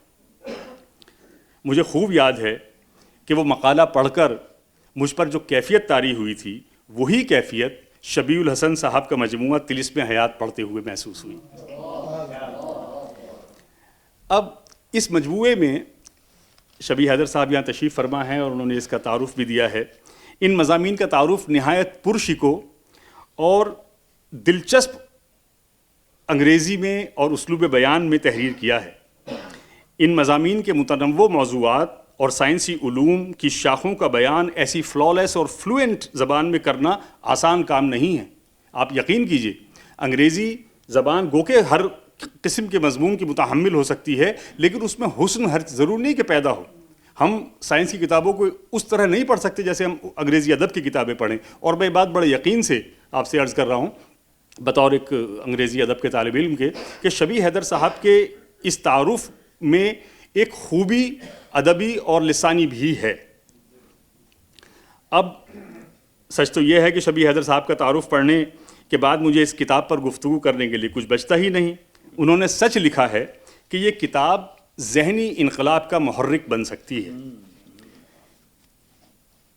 یہ ذہنی انقلاب کیسے آ سکتا ہے، یہ آتا ہے یا کیسے آتا ہے، وہ میں عرض کرنا چاہتا ہوں۔ شبیہ الحسن صاحب کا مطمع نظر ان مضامین کو لکھنے کا جو بھی ہے وہ انہوں نے فرمایا بھی، شبیہ حیدر صاحب نے اس کا تعارف کرایا۔ جو مرکزی خیال ہے جو میرے چند معروضات کا وہ یہی ہے کہ ان سائنسی مضامین کو پڑھ کے یا ان دریافتوں، ان نظریات کو سمجھنے کے بعد کیا ہمارا کام ختم ہو جاتا ہے؟ ہم بیٹھ جاتے ہیں؟ اور اس کا جواب میں نے دینے کی کوشش کی ہے چند ثبوتوں کے ساتھ۔ اگر ٹائم کی دقت ہو تو مجھے فوراً بتا دیجیے گا۔ علم و دانش، دریافت و ایجاد کے ان مضامین کو پڑھ کر قاری کا ذہن نئے جہانوں کی سیر کرتا ہے۔ اس پر وہ عقدے واہ ہوتے ہیں جو دماغ کے کسی گوشے میں پڑے تھے یا اس کے مطالعے میں رہے، وہ علمی نکتے جن سے وہ اتفاق نہ کر سکا اور یا ان کو سمجھنے نیز انہیں رد کرنے کی رہبری اس کے پاس نہیں تھی، جو ان مضامین کو پڑھ کر اس کو وہ رہبری مل سکتی ہے۔ ذہن میں انجانی سمتوں سے آئے ہوئے لا ینحل سوالات، کیپریشس تھاٹس اس کو انگریزی میں کہتے ہیں، کو جاننے پہچاننے میں ان مضامین کے مطالعے سے رہنمائی ملتی ہے۔ ثبوت کے طور پر عرض کروں کہ کتاب کے 5ویں باب میں مابعد الطبیعات یعنی میٹا فزکس کا تعارف و تفہیم کا بیان ہے۔ ابھی اس کا ذکر بھی شبیہ الحسن صاحب نے کیا۔ میں اس مضمون میں بکھرے ہوئے مختلف جملے اٹھا رہا ہوں اور کوشش کروں گا کہ وہ ایک تواتر اس کے اندر کہیں پیدا ہو۔ اقتباس ہے، شبیہ الحسن صاحب رقم طراز ہیں۔ مابعد الطبیعات کا اہم موضوع وجودیات سے متعلق ہے۔ تمام کائناتی موجودات و حیات طبیعتی طور پر مادی ہیں، ان کے لاتعداد مظاہر، صفات و اثرات ہیں جو بظاہر غیر مادی ہو سکتے ہیں۔ مادے کی صفات غیر مادی ہو سکتی ہے، یہ بات پیش نظر رکھیے۔ کیا وہ صفات ان موجودات کا حصہ ہیں یا خارجی اور ماورائی ہیں؟ اقتباس ختم ہوا۔ دوسرا اقتباس، وہ ایک مثال دیتے ہیں، جیسے سرخ رنگ کا پھول، جیسے سرخ رنگ کسی پھول کا بھی ہو سکتا ہے اور پھل کا بھی، کسی پتھر کا بھی ہو سکتا ہے اور بادلوں میں شفق کا بھی۔ یعنی ایک طرح غیر مادی مظاہر مختلف اشیاء کے ہو سکتے ہیں، ایک طرح کے۔ ایک اور اقتباس ہے، پہلے علماء کے ایک طبقے کا نظریہ تھا کہ یہ صفات بذات خود ایک علیحدہ وجود کے حامل ہیں۔ موجودہ دور میں جدید کلاسیکل طبیعیات اور کوانٹم میکینکس کے قوانین اور تجرباتی نتائج سے یہ ثابت ہوتا ہے کہ مادی طور پر یہ صفات کا کوئی علیحدہ وجود نہیں ہیں، وہ مختلف مادی اجسام و موجودات کی فطری صفات ہیں۔ مضمون کا یہ حصہ پڑھتے ہی کیا ہمارے ذہن میں 3-4 صدی ہجری کی اس بحث کی طرف نہیں ہمارا ذہن جانا چاہیے جب مسلمان علماء اور مفکرین میں ایک شدید بحث چھڑی تھی کہ ذات الہی سے صفات الہی الگ کوئی قوت ہے یا یہ صفات اللہ کی ذات کا حصہ ہیں؟ اس مضمون سے اب سمجھ میں آتا ہے کہ چونکہ پہلی صدی ہجری میں ہی عربوں نے یونانی فلسفے اور علوم کو عربی زبان میں منتقل کرنا شروع کر دیا تھا، اور ارسطو سے اور منطق کی مبادیات سے یہ لوگ ہیبت میں آ گئے تھے۔ ان کی ہیبت کا اندازہ اس طرح لگائیے کہ ابن رشد ارسطو کو رب الارباب کہتا ہے، جو ریکارڈ پر ہے جو چیز۔ مابعد الطبیعات پر پہلی تصنیف ارسطو کی ہی ہے، جس نے اسے فرسٹ فلسفی کہا ہے، جو شبیہ الحسن صاحب نے ذکر کیا ہے۔ قوی امکان ہے کہ عرب علماء کے ذہنوں میں صفات الہی سے متعلق یہ بحث اسی فرسٹ فلسفی سے آئی ہو۔ ایک چیز جملہ معترضہ کے طور پہ عرض کرنا چاہتا ہوں اگر اجازت ہو تو۔ میں ایک کتاب ہے فہرست الندیم جو جامعۃ الازہر میں موجود ہے، جو پہلی دوسری صدی ہجری میں عربوں نے جو تمام یونانی علوم اور رومن زبانوں کا علوم عربی میں منتقل کیا تھا، اس کی ایک بہت طویل فہرست ہے۔ خود حکیم جالینوس کی 40، جس کو انگریزی میں گلین کہتے ہیں، 40 کتابوں کا ترجمہ عربی میں موجود ہے۔ میں نے پہلے بھی عرض کیا یہاں پر کہ یہ ملک جہاں ہم بیٹھے ہیں یہ 2500 سال تک ارسطو کو نہیں جانتا تھا۔ یہ سب عربوں کے تھرو، جو رینیسانس شاذ و ثانیہ میں آیا، عربوں کے آیا۔ لیکن ایک سوال مجھے پریشان کرتا ہے، اکثر میں پوچھتا ہوں، اور میں آج اس لیے اس بات کا ذکر کر رہا ہوں تاکہ یہ اہل علم کی محفل ہے، آپ سوچیں۔ عربوں نے یونانی اور دیگر علوم تو اپنی زبان میں منتقل کر دیے، لیکن اپنے کسی بھی علم کی کتاب کا ترجمہ اس زبان میں نہیں کیا، جبکہ وہ بائلنگول تھے، ان کے ذو لسانیت تھی ان میں۔ کسی حدیث کے قرآن کریم کا ترجمہ یا اسلامی علوم یا دور جاہلیت کی شاعری یا جیسے علم الانصاب عربوں میں بہت موجود تھا، علم القیافہ تھا، علم رمل، علم جفر، کسی چیز کا ترجمہ کرنے کی کوشش نہیں کی۔ حیرت کی بات ہے، یہ صرف ایک بیچ میں ایک بات آ گئی جو میں آپ سے عرض کر رہا ہوں۔ ذاتی طور سے میرا بھی یقین ہے کہ عقل و خرد کی طرح، ہمارے حواس خمسہ کی طرح اپنی ایک محدودیت ہے، اور عقل کے واسطے سے انگیز کیا ہوا علم بے بسی اور بے قراری پیدا کرتا ہے۔ مشرقی مذاہب نے، خصوصاً ہندو دھرم نے اور ابراہیمی سلسلے کے دیگر مذاہب نے اور آخر میں اسلام نے اس مسئلے پر بحث کی ہے۔ بعد میں تصوف نے اس بحث کو تقریباً حل کرنے کا دعویٰ کیا کہ حقیقت تک پہنچنے کا طریقہ اور کیا اور راستہ کون سا ہے، جسے عرفان، معرفت، جذب وغیرہ کہا۔ دیکھیے یہ کتاب اس باب میں کیا سوالات قائم کرتی ہے۔ اقتباس ہے جو شبیہ الحسن صاحب کا ہے۔ کیا انسانی حواس خمسہ موجودات کی باطنی حقیقت تک رسائی کر سکتے ہیں؟ دوسرا، کیا انسانی فہم و ادراک کا ماورائی پہلو بھی ہے جو کائناتی شعور کا انسانی مادی دماغی وجدان سے رشتہ قائم کرتا ہے؟ اگر آپ حضرات آج تک انسانی فکر کے ارتقاء پر نظر ڈالیں تو یہ سوالات بے حد اہم اور حد درجہ پر اسرار ہیں۔ لکھتے ہیں، صرف مشاہدہ اور خیال حقیقت کی حتمی دلیل نہیں، موجودات کے خارجی اظہار کے پس پردہ کوئی باطن پوشیدہ ہے۔ اور یہ دیکھیے، یہ ایک سائنٹسٹ کہہ رہا ہے، سائنس کا عالم کہہ رہا ہے یہ بات۔ مزید بیان ہے، اس بحث کو یعنی باطنیت کو اور ظاہریت کو، اس بحث کو اس طرح منظر عام پر لایا جائے کہ حتی الامکان یہ بیان طبیعیات اور کوانٹم میکینکس کے قوانین سے متصادم نہ ہو۔ یہ شبیہ الحسن۔ دراصل یوں تو یہ کتاب بظاہر ایک عام قاری کو سائنسی علوم پر، خصوصاً نظریات کے مضامین پر مشتمل لگتی ہے، لیکن یہ صرف سائنسی نظریات اردو میں نقل کر دینا نہیں ہے۔ ان مضامین میں بلکہ اس کتاب میں جا بجا اور اس کا بیش قیمت پہلو یہ ہے کہ شبیہ الحسن صاحب نے جگہ جگہ وہ مداخلات، ان پٹس دیے ہیں جو انہوں نے ہر نظریے، تھیری یا سائنسی استدلال پر سوچے اور ان کا تجزیہ کیا۔ یہ مداخل تبصرے کی صورت میں بھی ہے اور استفہامیہ بھی ہیں۔ ملاحظہ کریں، کوانٹم میکینکس کے اصولوں پر انسانی حواس خمسہ کے حدود اور کارکردگی کو تولتے ہوئے کتنے خوبصورت، دلنشین اور قریب الفہم مثالوں سے مظاہرات کے وجود کو بیان کرتے ہیں۔ اقتباس ہے، گو کہ سائنسی آلات کے استعمال سے بہت سے پوشیدہ گوشے واہ ہو چکے ہیں، لیکن پانی کے گیلے پن کو کیسے سمجھا جائے؟ گلاب کے پھول کے حسن اور خوشبو کے کیف کو کیسے بیان کیا جائے؟ اپنے کسی محبوب یا مقرب کے بچھڑنے کے غم و احساس کی کس طرح تشریح کی جائے؟ اپنے شعور اور احساس خودی کو کن تعویلات میں ڈھالا جائے؟ یقیناً صفات مادی موجودات سے ابھرتی ہیں، لیکن اثر مابعد الطبیعات کی حدود میں داخل ہو جاتا ہے۔ یہاں پہنچنے کے بعد ہمیں اس مضمون کی ابتدا میں قائم کیے ہوئے سوال کا جواب مل جاتا ہے کہ انسانی فہم و ادراک کا ماورائی پہلو بھی ہے، اور وہ کیسے عمل پیرا ہوتا ہے، یعنی یہ اصول کیسے چلتا ہے۔ اس مضمون میں فاضل مصنف نے آئنسٹائن کی مشہور زمانہ تھیری E=mc² کا حوالہ دیا ہے، جو کائنات کے مادی اور ماورائی امکانات اور مظاہر کو طبیعیاتی کوانٹم میکینکس کے ذریعے آشکار کرتی ہے۔ اس مضمون کو میں ایک شاہکار مضمون مانتا ہوں جو میٹافزکس کی، کیونکہ ہم لوگ ہینری برگساؤ کے میٹافزکس کو پڑھ کے بڑے ہوئے ہیں، اور یاد رکھیے کہ ہینری برگساؤ بھی آخر میں اسی وجدانیت کی طرف، اسی انٹیوشن کی طرف آ گیا تھا جس پر یہ ہے. آپ کو یاد ہوگا 1932 میں علامہ اقبال سے ملاقات جب برگساؤ کی ہوئی تو اپنی انویلڈ چیئر میں آیا، بہت الجھا ہوا تھا زمان و مکان کے معاملے میں، اور علامہ اقبال نے اسے وہ کوٹیشن سنایا قرآن کریم کا کہ زمانہ یعنی وقت اللہ ہے.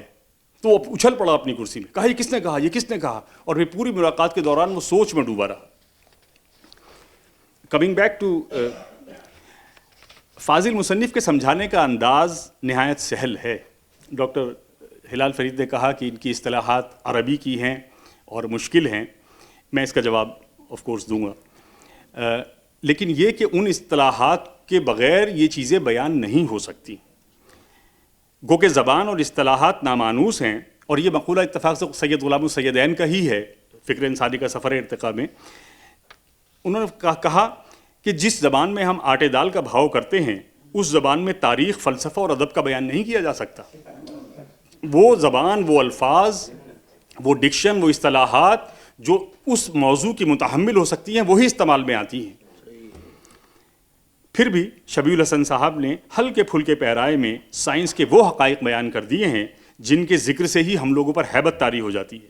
مثلاً وقت اور اینٹروپی کے مضمون میں البرٹ آئنسٹائن کی special and general theories of relativity کا تذکرہ کرتے ہوئے، جس میں وقت کو کائنات کا بود چہارم یعنی فورتھ ڈائمنشن ثابت کیا گیا ہے، کہ یہ زمان و مکان میں گندھا ہوا اور طول، عرض اور عمق کے ساتھ اسپیس ٹائم کا چوتھا بعد ہے اور کائنات کے 4 ستونوں میں سے ایک ہے. میں نے برگساؤ کا ذکر کیا کہ وہ اسی میں الجھا ہوا تھا. دیکھیے کتنی آسانی سے اس چیز کا بیان ہے. وقت ایک سمت میں سفر کرتا ہے جسے ایرو آف ٹائم کہتے ہیں. دیکھیے اسے بیان کرتے ہیں. وقت ماضی سے مستقبل کی طرف جاتا ہے. مثال میں انسان کو پیش کرتے ہیں جو بچپن سے نوعمری اور بڑھاپے کی طرف جاتا ہے. ایسا نہیں ہوتا کہ انسان بڑھاپے سے جوانی اور بچپن کی طرف سفر شروع کر دے. پھر جان آرچیبالڈ ویلر کے مشہور مقولے سے اس کا اختتام کرتے ہیں، اور دیکھیے کتنا خوبصورت اختتام ہے. وقت قدرت کی ایسی کارروائی ہے جو ہر چیز کو بیک وقت ہونے سے روکتی ہے. انسانی عقل کی کاوشوں کے ان جواہر ریزوں کو شبیع الحسن صاحب نے اپنے مضامین میں حسب ضرورت استدلال و تسلسل ایسے مرصع کیا ہے کہ فہم و ادراک میں حسن پیدا ہو جاتا ہے. فاضل مصنف نے ان مضامین میں سائنس اور فلسفے کے نظریات کو صرف اردو کا لباس نہیں پہنایا، بلکہ اپنے علمی تجزیاتی مداخلات، ان پٹس کے زیوروں سے اسے آراستہ و پیراستہ کر کے فکر و دانش کی نئی نگاہ کو بھی دعوت دی ہے. یہی میرے نزدیک ان مضامین کی وہ خوبی ہے جو انہیں سائنس کے خشک مضامین سے ممیز کرتی ہے. سائنس کی بے پناہ ترقی اور قوت کے حصول سے ہونے والے خطرات اور تباہی کے اندیشے سے صاحب کتاب نے چشم پوشی نہیں کی. ہم سائنس کی تعریف تو کر رہے ہیں، شبیع الحسن صاحب نے فرمایا کہ یہ دور سائنس کا ہے، سائنس ہماری رہبری کر رہی ہے وغیرہ وغیرہ، لیکن مصنف نے اس سے چشم پوشی نہیں کی بلکہ اس پر بے باک تبصرے کیے ہیں. اس کتاب میں شامل ایک مضمون تھیوری آف ایوری تھنگ ہے جو آج کل کے سائنسدانوں کے سامنے ایک بڑی چنوتی کی طرح زیر تفکر و تجربہ ہے. اس تھیوری کی روح سے مشترکہ کائناتی قوانین دریافت کرنا ہے. ہمارے دور کے عالی دماغ ماہرین فلکیات، کاسمولوجسٹ اس دریافت کی کاوش میں غرق ہیں. ملاحظہ کیجئے مضمون کی ابتدا. اس میں ایک مجھے محسوس ہوا کہ شاید پرنٹنگ کی غلطی تھی، میں نے اس کو حقیقت کی جگہ حیثیت کر دیا ہے. اقتباس ہے: حقیقت صحرائے علم میں سراب کی حیثیت رکھتی ہے اور تھیوری آف ایوری تھنگ وہ نخلستان ہے جو مادی حقیقت کی تلاش کے سفر کی اہم ترین منزل ہو سکتا ہے. گویا یہ اس نظریے کی تلاش ہے جس کی پیشن گوئی شاعر مشرق نے اس طرح کی تھی: حقیقت ایک ہے ہر شے کی خاکی ہو کہ نوری ہو، لہو خورشید کا ٹپکے اگر ذرے کا دل چیریں. اب دیکھیے سائنس کی بے پناہ ترقی پر مصنف کا بصیرت افروز تبصرہ تھیوری آف ایوری تھنگ کے خطرات کو. اقتباس ہے: وہ انسان جس نے کیمیا کے راز معلوم ہونے کے بعد بارود اور کیمیائی ہتھیار بنا لیے اور بستیوں کی بستیاں تباہ کر دیں، جس نے ایٹم میں پوشیدہ قوت کا راز معلوم ہونے کے بعد ایٹم بم بنا لیا اور ان کو 2 شہروں پر گرا کر تہس نہس کر دیا اور لاکھوں انسانوں کو موت کے گھاٹ اتار دیا، اور اب اتنی صلاحیت حاصل کر چکا ہے کہ اس کرۂ ارض پر موجود ہر وجود و حیات بما اپنی نسل انسانی کے نیست و نابود کر سکتا ہے۔ یہ سوال پیدا ہوتا ہے کہ کائنات کے عملی میکانزم کے راز افشا ہونے کے بعد کیا وہ اس پوری کائنات کو تہوبالا نہیں کرے گا، بشرط یہ کہ اس سے پہلے وہ خود اپنی نسل اور اس کرۂ ارض کو نابود نہ کر دے۔ انسان خود اپنے وجود کے لیے سب سے بڑا خطرہ ایگزسٹینشل رسک ہے۔ اقتباس ختم۔ یہ وہی چیز ہے، آگہی جرم بھی ہے، جرم کی تعزیر بھی ہے۔ شبیہ الحسن صاحب جو تخم فکر انسانی شعور میں بو کر درخت پیدا کرنا چاہتے ہیں، وہ غالباً یہی انسان دوستی اور بقا پرستی اور امن پسندی کا درخت ہے۔ یہ درخت صرف انسان کی اخلاقی تہذیبی زمین میں نشو و نما پا سکتا ہے۔ جوش ملیح آبادی کے بلیغ مصروں سے کتاب شروع کرنے کا غالباً یہی مقصد تھا۔ میں جانتا ہوں میری گفتگو بوجھل اور بے ربط ہے، لیکن اس کے علاوہ میں کچھ کر نہیں سکتا۔ سبب اس کا یہ ہے کہ میں اس بات کی ترسیل چاہتا ہوں کہ ان پرمغز مضامین کی مدد سے نظریہ اضافیت، نظریہ وقت اور انٹروپی، زمان و مکان کی چادر کو دریافت کر سمجھ کر بیٹھ جانا نہیں چاہیے، یا ان کو محض سمجھنا اور ان سے محض اتفاق کرنا نہیں ہے، بلکہ یہ مضامین، یہ نظریات ہمیں حق و صداقت کی سچ کی تلاش کے لیے محرک کرنے چاہیے۔ جیسے شبیہ حیدر صاحب نے اپنے تعارف کا کرکس اس کتاب کی بیک پہ لکھا ہے کہ یہ کتاب کسی ذہنی انقلاب کا محرک بن سکتی ہے، یہ کتاب کسی ذہنی انقلاب کا محرک بننی چاہیے۔ اگر یہ ہمارے اشہب فکر کو نئے سفر اور نئی منزل کی طرف مہمیز کرتے ہیں، یہ مضامین ہر کائناتی وجود اس قوی ترین کشش پہ کھینچا چلا جاتا ہے، یہاں تک کہ روشنی بھی اس میں جذب ہو جاتی ہے، اس وجہ سے یہ نظر نہیں آتے۔ ان ہولز کا سائز ایک ایٹم سے لے کر 40 لاکھ سورج کے برابر ستاروں کا بھی ہو سکتا ہے، لیکن اس کا آخری سرا ایک ایٹم، ایک ذرے کے برابر ہو سکتا ہے۔ بالفاظ دیگر 40 لاکھ سورج ایک سوراخ میں جمع ہو کر ایک چھوٹے سے نقطے میں مجتمع ہو جاتے ہیں۔ ان سوراخوں کے باہری حصوں یا دہانوں کو ایونٹ ہورائزنز کہتے ہیں۔ پہلے سائنسدانوں کا خیال تھا کہ بلیک ہولز میں جا کر بھسم ہوئے مادے کی صفات و اثرات اور اس کی انفارمیشن ہمیشہ کے لیے معدوم ہو جاتی ہے، مگر ہمارے دور کے روشن دماغ فزسسٹ کاسمولوجسٹ اسٹیفن ہاکنگ نے یہ انقلابی نظریہ پیش کیا کہ بلیک ہولز میں گئے ہوئے کائناتی اجسام کے مادے کا بہت سے حالات میں اخراج بھی ہوتا ہے۔ اس طرح افلاکی کائناتی اجسام کی انفارمیشن معدوم نہیں ہوتی۔ یہی وجہ ہے کہ بلیک ہولز کے دہانے روشن ہوتے ہیں، کیونکہ یہ مادے توانائی اور روشنی کی صورت میں ظاہر ہوتے ہیں۔ روشنی کے اس اخراج کو ہاکنگ ریڈیشن کا نام دیا گیا ہے، اور یہ فارمولہ ہاکنگ اور اس کے ساتھی جیکب بیکنسٹائن کو سے منسوب ہے، اور وصیت کے مطابق یہی فارمولہ اسٹیفن ہاکنگ کے قبر کا کتبہ ہے۔ اس دریافت کی روح سے یہ کائنات اور نہ جانے کتنی کائناتیں گھل کر صرف ایک نقطے میں سما سکتی ہیں، اور یہ نقطہ نور کا ہے۔ کیا یہ بات، یہ دریافت، یہ انکشاف دعوت فکر نہیں دیتا کہ ہم بائبل کے جینیسس والے حصے کو دیکھیں، یا یہ کہ ہم جنت، جہنم، معراج، الہیات پر سوچیں؟ میں ذاتی طور سے مذہب اور سائنس کا تقابل کرنے کے خلاف ہوں، کیونکہ اس میں دونوں چیزوں کا نقصان ہوتا ہے، لیکن کیا یہ دعوت فکر نہیں ہے؟ کیا یہ مضمون محرک نہیں بن سکتا اس چیز کا؟ ان تمام مضامین کا خلاصہ، تمام سائنسی علوم کا مغز و مادہ، مرکزی خیال اور نتیجہ فاضل مصنف نے 2 جملوں میں بیان کر دیا ہے: انسانی شعور تجسس، ذہانت اور وجدان کا نقیب ہے۔ اس لیے سائنس تکمیل علم کا نہیں بلکہ تکمیل کی تلاش کا اعلان کرتی ہے، جیسے آپ نے فرمایا شبیہ حیدر صاحب نے۔ اور پھر علم بھی کیا ہے؟ علم خود کوئی منزل نہیں ہے، یہ صرف سچ کے سفر میں، عرفان کی راہ طلب میں رہبری کرتا ہے۔ یہ تو صرف ایک نشان راہ بتاتا ہے فقط۔ اس سے پہلے کہ میں علم کے موضوع پر کچھ عرض کروں، اس کتاب کے ایک مضمون کا ذکر ضروری ہے جس کا موضوع علمیات یعنی نالج ہے۔ میرے اندازے کے مطابق اس مضمون کی تخلیق کا سہرا شبیہ الحسن صاحب کو جاتا ہے۔ یہ ایک تخلیقی مضمون ہے، کیونکہ اس مضمون میں مکالمات افلاطون سے لے کے برٹرنڈ رسل تک کے نظریات کا ذکر کیا ہے، لیکن اس میں صاحب قلم کون ہے، اس سے یہ صاف ظاہر ہے کہ یہ ان کے نظریات سے نہ اتفاق ہے، نہ ان کا ذکر ہے، نہ ان کی کوئی نقل ہے، اور اس پر ایک نہایت محتاج تجزیہ ناقدانہ انداز میں کیا ہے۔ اس مضمون کی وسعت بیان اور گہرائی لاجواب ہے۔ فاضل مصنف نے بحث کی ہے کہ اطلاعات، معلومات، خیال، تصور، نظریہ، عقیدہ اس وقت تک علم کا درجہ نہیں پا سکتے جب تک یہ تسلی نہ کر لی جائے کہ وہ صحیح ہیں۔ غور سے سنیے یہ بات۔ ان کی صحت کا ایک بڑا ثبوت ان کے ماخذ کی صحت اور درستگی سے حاصل کیا جا سکتا ہے کہ یہ کس ماخذ سے آپ نے حاصل کیے ہیں، لیکن علم کا کوئی ایک ڈیفائنڈ اور قطعی ماخذ نہیں ہو سکتا۔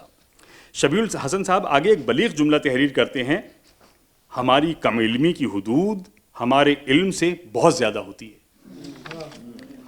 پھر آگے لکھتے ہیں، انسانی فطرت کے پس منظر میں علم ایک دودھاری تلوار بھی ہے۔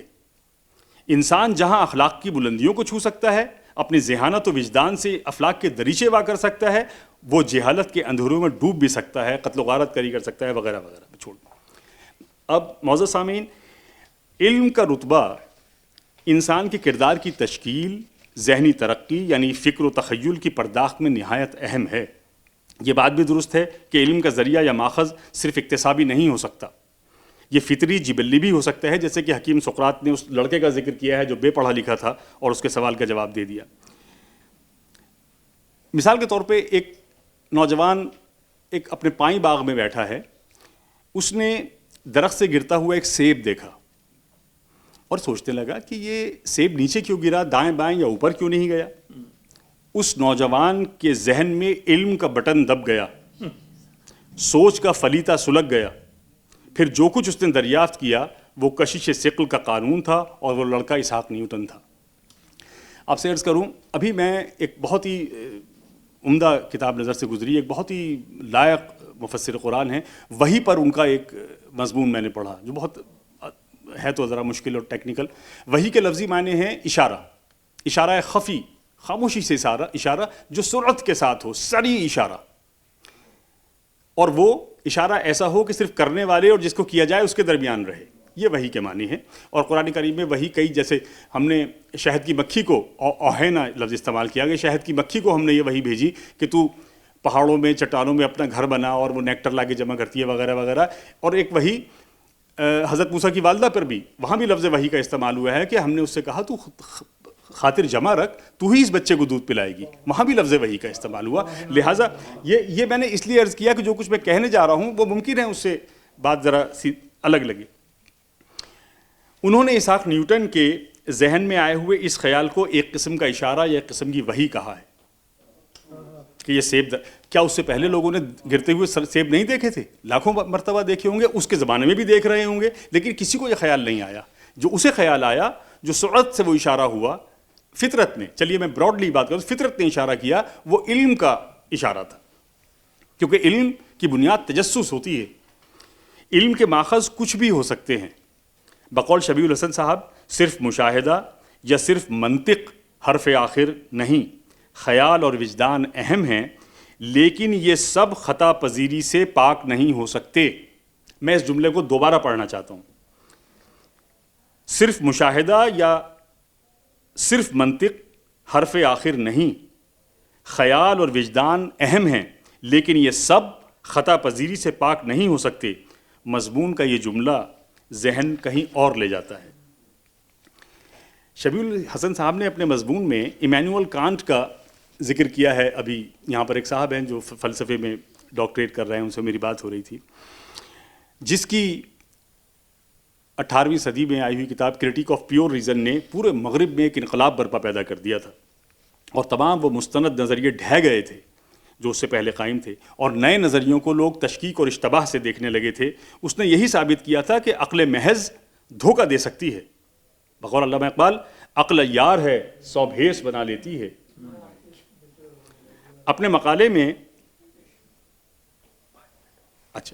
مقالے میں کانٹ نے ٹرانسینڈنٹ اور ٹرانسینڈنٹل کا جا بجا اور جاؤ بیجا استعمال کر کے اس کو بہت ہی گنجلک بنا دیا ہے، اور ذکر وہی تھا کہ قوت مدرکہ کا استعمال، ٹرانسینڈنٹل۔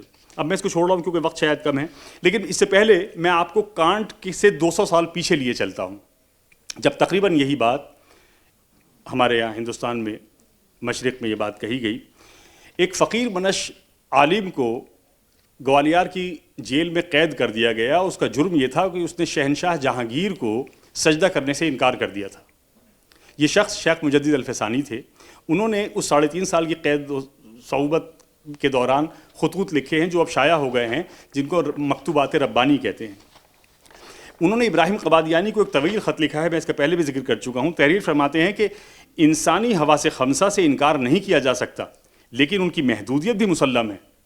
ہم میں بصارت کی حس ہے، لیکن ہم 10 میل دور نہیں دیکھ سکتے، ناک سے سن نہیں سکتے، کان سے سونگھ نہیں سکتے. بالکل اسی طرح عقل بھی انسان کے وجود کا ایک حصہ ہے، اس کی بھی محدودیت ہے. اول تو اس کے اخذ کرنے کی صلاحیت محدود ہے، دوسرے وہ غیر جانبدار اور منصفانہ یا حقیقی نقطہ اخذ نہیں کر سکتی. اس کے بعد وہ باطنیت کی طرف آتے ہیں اور شیخ شہاب الدین سہروردی المقتول کی باطنیت کے بارے میں بھی کہتے ہیں کہ باطنیت بھی پاک نہیں ہو سکتی پوری طرح. وجدان، جو شبیر الحسن صاحب نے کہا کہ وہ غلطی بھی کر سکتے ہیں، کیونکہ اس پر ہمارے تجربات، ہمارے علم، ہمارے تعصبات، ہماری پسند ناپسند کا گہرا اثر ہوتا ہے ہمارے باطن پر. میں اکثر سوچتا ہوں کہ وجدان اگر نوع انسان کو سچ یا عرفان کی طرف لے جا سکتا، صرف وجدان، تو ہندو تپسوی، بودھ بھکشو، خود مہاتما بدھ، جینی سادھو، عیسائی راہب اور لینٹ اور ریکلوژن کے ذریعے عمل کرتے ہوئے عیسائی، مسلم صوفیہ اور متصوفین جو عبادت، ریاضت اور مراقبے اور استغراق کرتے ہیں، یہ سب الگ الگ علمی نتیجوں پر کیوں پہنچے؟ معرفت کی الگ منزلوں کو کیوں پہنچے؟ کیونکہ سچائی یا حق تو ایک سے زیادہ ممکن ہی نہیں ہے.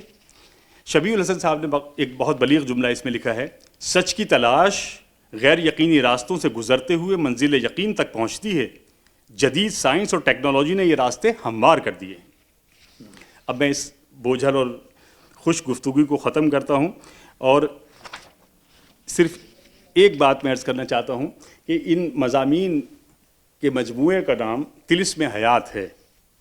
حیات سے مراد تو کائنات کی وہ رواں و دواں زندگی ہے، ہر حرکت اور عمل ہے جو ہر چیز میں موجود ہے، انسان بھی اسی کا حصہ ہے. طلسم کے ایک معنی ہے حیرت میں ڈالنے والی، نیز وہ بات جو خیالات کو عجیب شکل دے. لیکن طلسم کے خصوصی معنی سے مراد وہ تصویر، نقش یا شکل ہوتی ہے جو کسی جادوئی عمل سے، کسی سحر سے بنا دی جاتی ہے تاکہ وہ خزانوں کی حفاظت کرے. یہ گویا خزینوں اور گنجینوں کا صرف قفل اور دروازہ ہوتا ہے، اصل دولت تو اس کے پیچھے ہوتی ہے. دیکھیے غالب نے اس کو کیا خوب استعمال کیا ہے: گنجینہ معنی کا طلسم اس کو سمجھیے جو لفظ کے غالب میرے اشعار میں آوے. تو اصل علم تو ان سائنسی نظریات کے پیچھے ہے دراصل، جو شبیہ الحسن صاحب نے کہا ہے. بس 2 منٹ اور. عقل کی بے بسی، علم کی بے مائگی کا احساس تمام حساس اور وسیع ذہنوں کو سچ اور صداقت کی جستجو کی طرف لے جاتا ہے. ابھی ذکر کیا کہ مجھے ارسطو اور بہت عزیز ہے، لیکن اس سے بھی زیادہ عزیز میں سچ کو جانتا ہوں، سچ کی تلاش. اس کی مثالیں مشرق، مغرب، شمال، جنوب، ہر جانب ہیں. مہاتما بدھ، مہاویر سوامی، شری کرشن، شنکراچاریہ، مولانا روم، عبد القادر جیلانی، اسپینوزا، گوئٹے، علامہ اقبال، ہینری برگسون، سب نے عقل و علم کی درماندگی، استجاب اور تھکن کو محسوس کیا ہے. سب نے ایک ماورا العقل شعبے کی تمنا کی ہے.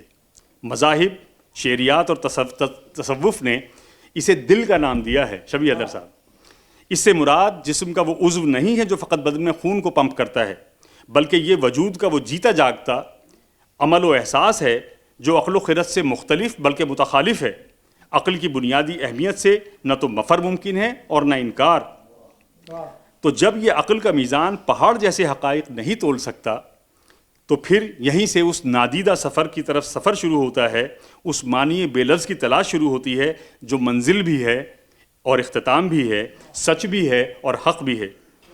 اگر یاس یگانہ چنگیزی کے طنز کو صرف نظر کر دیا جائے تو ظالم نے بات بڑی پتے کی کہی ہے: بہت پہنچا تو نادیدہ پہ ریجھا، تخیل کی رسائی ہو چکی بس. مت سہل ہمیں جانو، پھرتا ہے فلک برسوں، تب خاک کے پردے سے انسان نکلتے ہیں. تو اب میں بغیر کسی تاخیر کے اس محفل کے صدر جناب پروفیسر رضا علی عابدی صاحب سے گزارش کروں گا کہ وہ اپنے تاثرات پیش کریں. مجھ سے مختصر تقریر کو نہ کہیے گا، یہی ایک ہنر تو مجھے آتا ہے. اللہ آپ کو سلامت رکھے. بہت خوب، بہت خوب. رات بھر جاگ کر ذہن میں تقریر تیار کی تھی. اب میں یہ عرض کروں گا تیری تقریر کیا قیامت ہے. میں کوئی بات کہنے آیا تھا.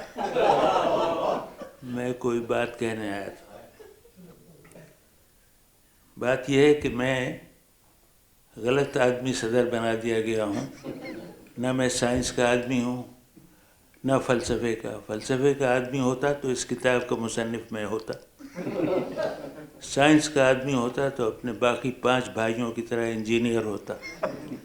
دونوں نہیں ہوں. ایک میرا لے دے کے کچھ تعلق اردو سے ہے. اس حوالے سے 2-4 باتیں کہنا چاہوں گا. یہ بڑی ہی مظلوم زبان ہے.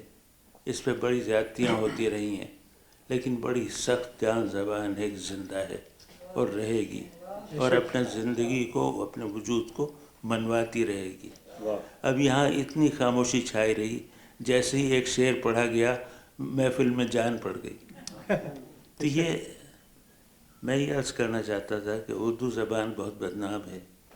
ایک تو یہ کہ اس میں تحقیق کا کام نہیں ہوتا, علمی کام نہیں ہوتا. یا تو غزلیں چھپتی رہتی ہیں یا نظمیں چھپتی رہتی ہیں یا سفر نامے چھپتے رہتے ہیں یا افسانے چھپتے رہتے ہیں یا بہت کسی نے کمال کیا تو کوئی معلوم تحقیق لکھ دی. لیکن ایسی نہیں کہ سناٹا چھا جائے. تو اردو پہ الزام یہ ہے کہ یہ سب کیوں نہیں ہے. اس لیے الزام یہ ہے کہ یہ متحمل ہو ہی نہیں سکتی علمیت کی. اس میں استعداد ہی نہیں ہے کہ یہ علم کا اظہار اردو میں کیا جا سکے. یہ بات غالب نے بھی کہی تھی اور علامہ نے بھی کہی تھی. شاعری میں انہیں دشواری ہو رہی تھی کہ اپنی بہترین شاعری غالب کے اور اقبال کے خیال میں ان کی بہترین شاعری فارسی میں کی گئی تھی. اردو کو انہوں نے ذرا نیچا درجہ دیا لیکن اردو نے ان کو اعلیٰ ترین درجہ دیا. وہ ایک چھوٹی سی کتاب قیامت تک زندہ رہے گی جس کا نام دیوان غالب.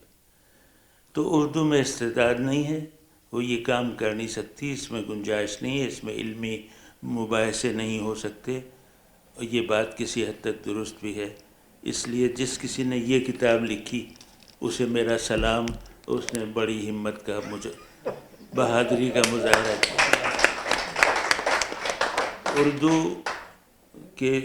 اردو زبان میں جو بہت بڑا خلا رہ گیا تھا آپ نے وہ خلا پورا کر دیا. آپ کو مبارکباد ہو. اب ہم کہہ سکتے ہیں فخر سے کہ علمی گفتگو ہو سکتی ہے اور بھاری بھرکم اصطلاحیں زیر بحث آ سکتی ہیں. اس کا امکان ہے. یہ اس کا ثبوت جیتا جاگتا آپ کے سامنے ہے.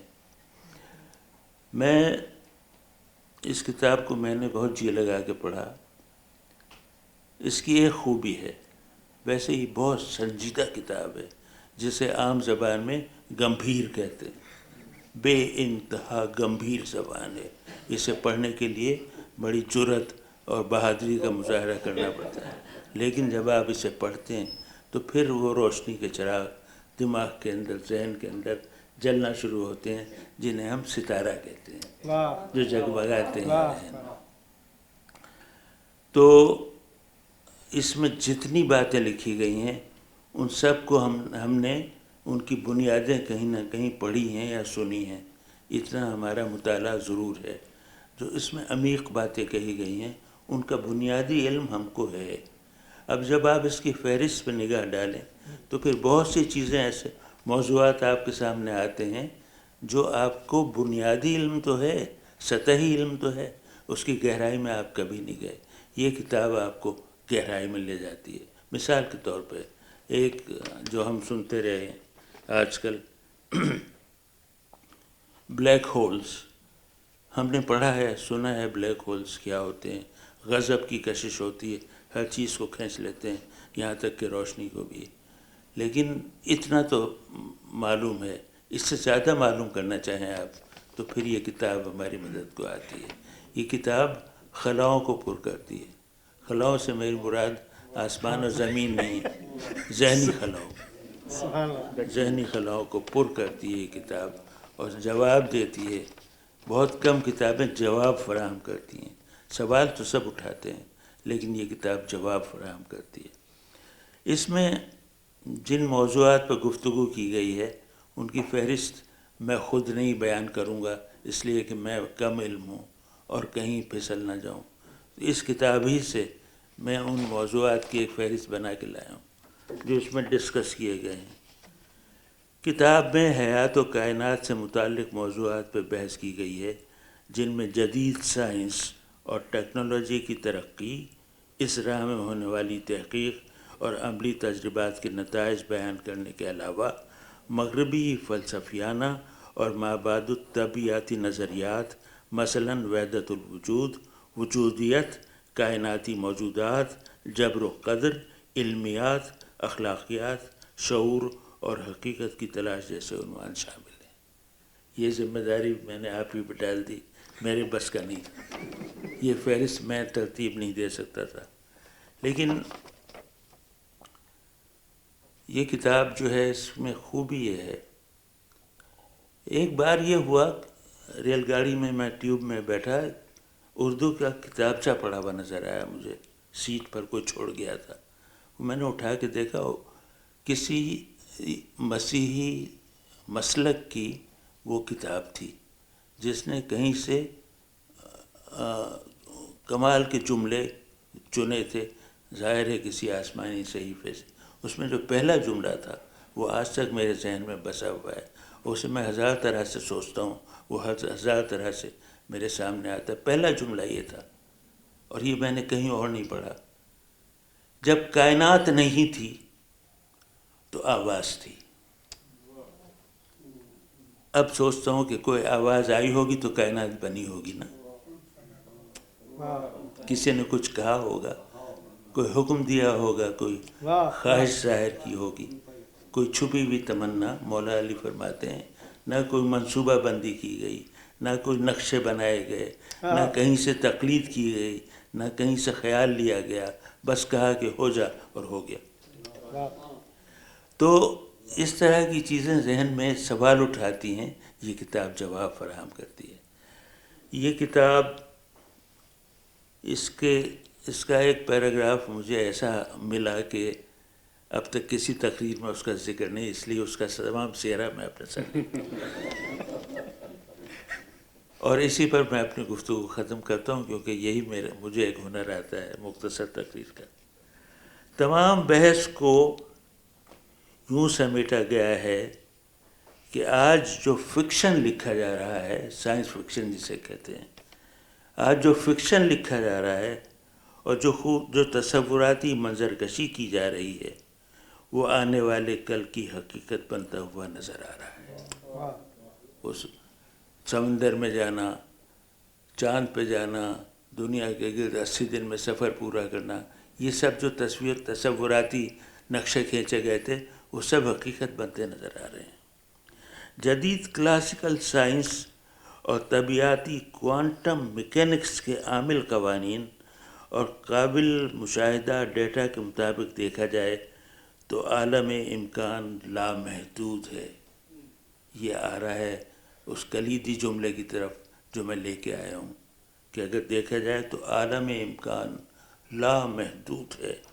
عالم ظہور کی حدود اسی مناسبت سے پھیل رہی ہیں، اور یہ پھیلاؤ عالم امکان میں جذب ہوتا لامحدود ہوتا. یہ ہوگا کہ یہ عالم امکان میں جذب ہوتا ہوا لامحدود ہو جائے گا. عالم امکان اور عالم ظہور مدغم ہو کر قدرت کاملہ کے ازلی اور ابدی نور کی جانب لوٹ جائیں گے، اور ہمہ کل نور ہی نور باقی رہ جائے گا. میں اپنی تقریر ختم کروں. بہت بہت شکریہ رضا بھائی. آپ ہی کے لیے شاید رامپور کے شاعر نے کہا تھا کہ میری آواز کو محفوظ کر لو، میری آواز کو محفوظ کر لو کہ میرے بعد سناٹا بہت ہے. بہت بہت شکریہ. میں آپ سے گزارش کروں گا کہ اس کتاب کی رونمائی کی جو رسم ہے، شبیب بھائی سے کہوں گے آپ ادھر تشریف لائیں تو آپ کتاب دکھائیں.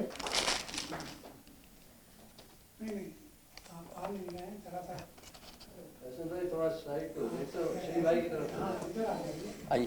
हाँ ज़रूरी है। दीजिए साहब, अब नहीं, ये आप भी आप- पकड़। आप क्या?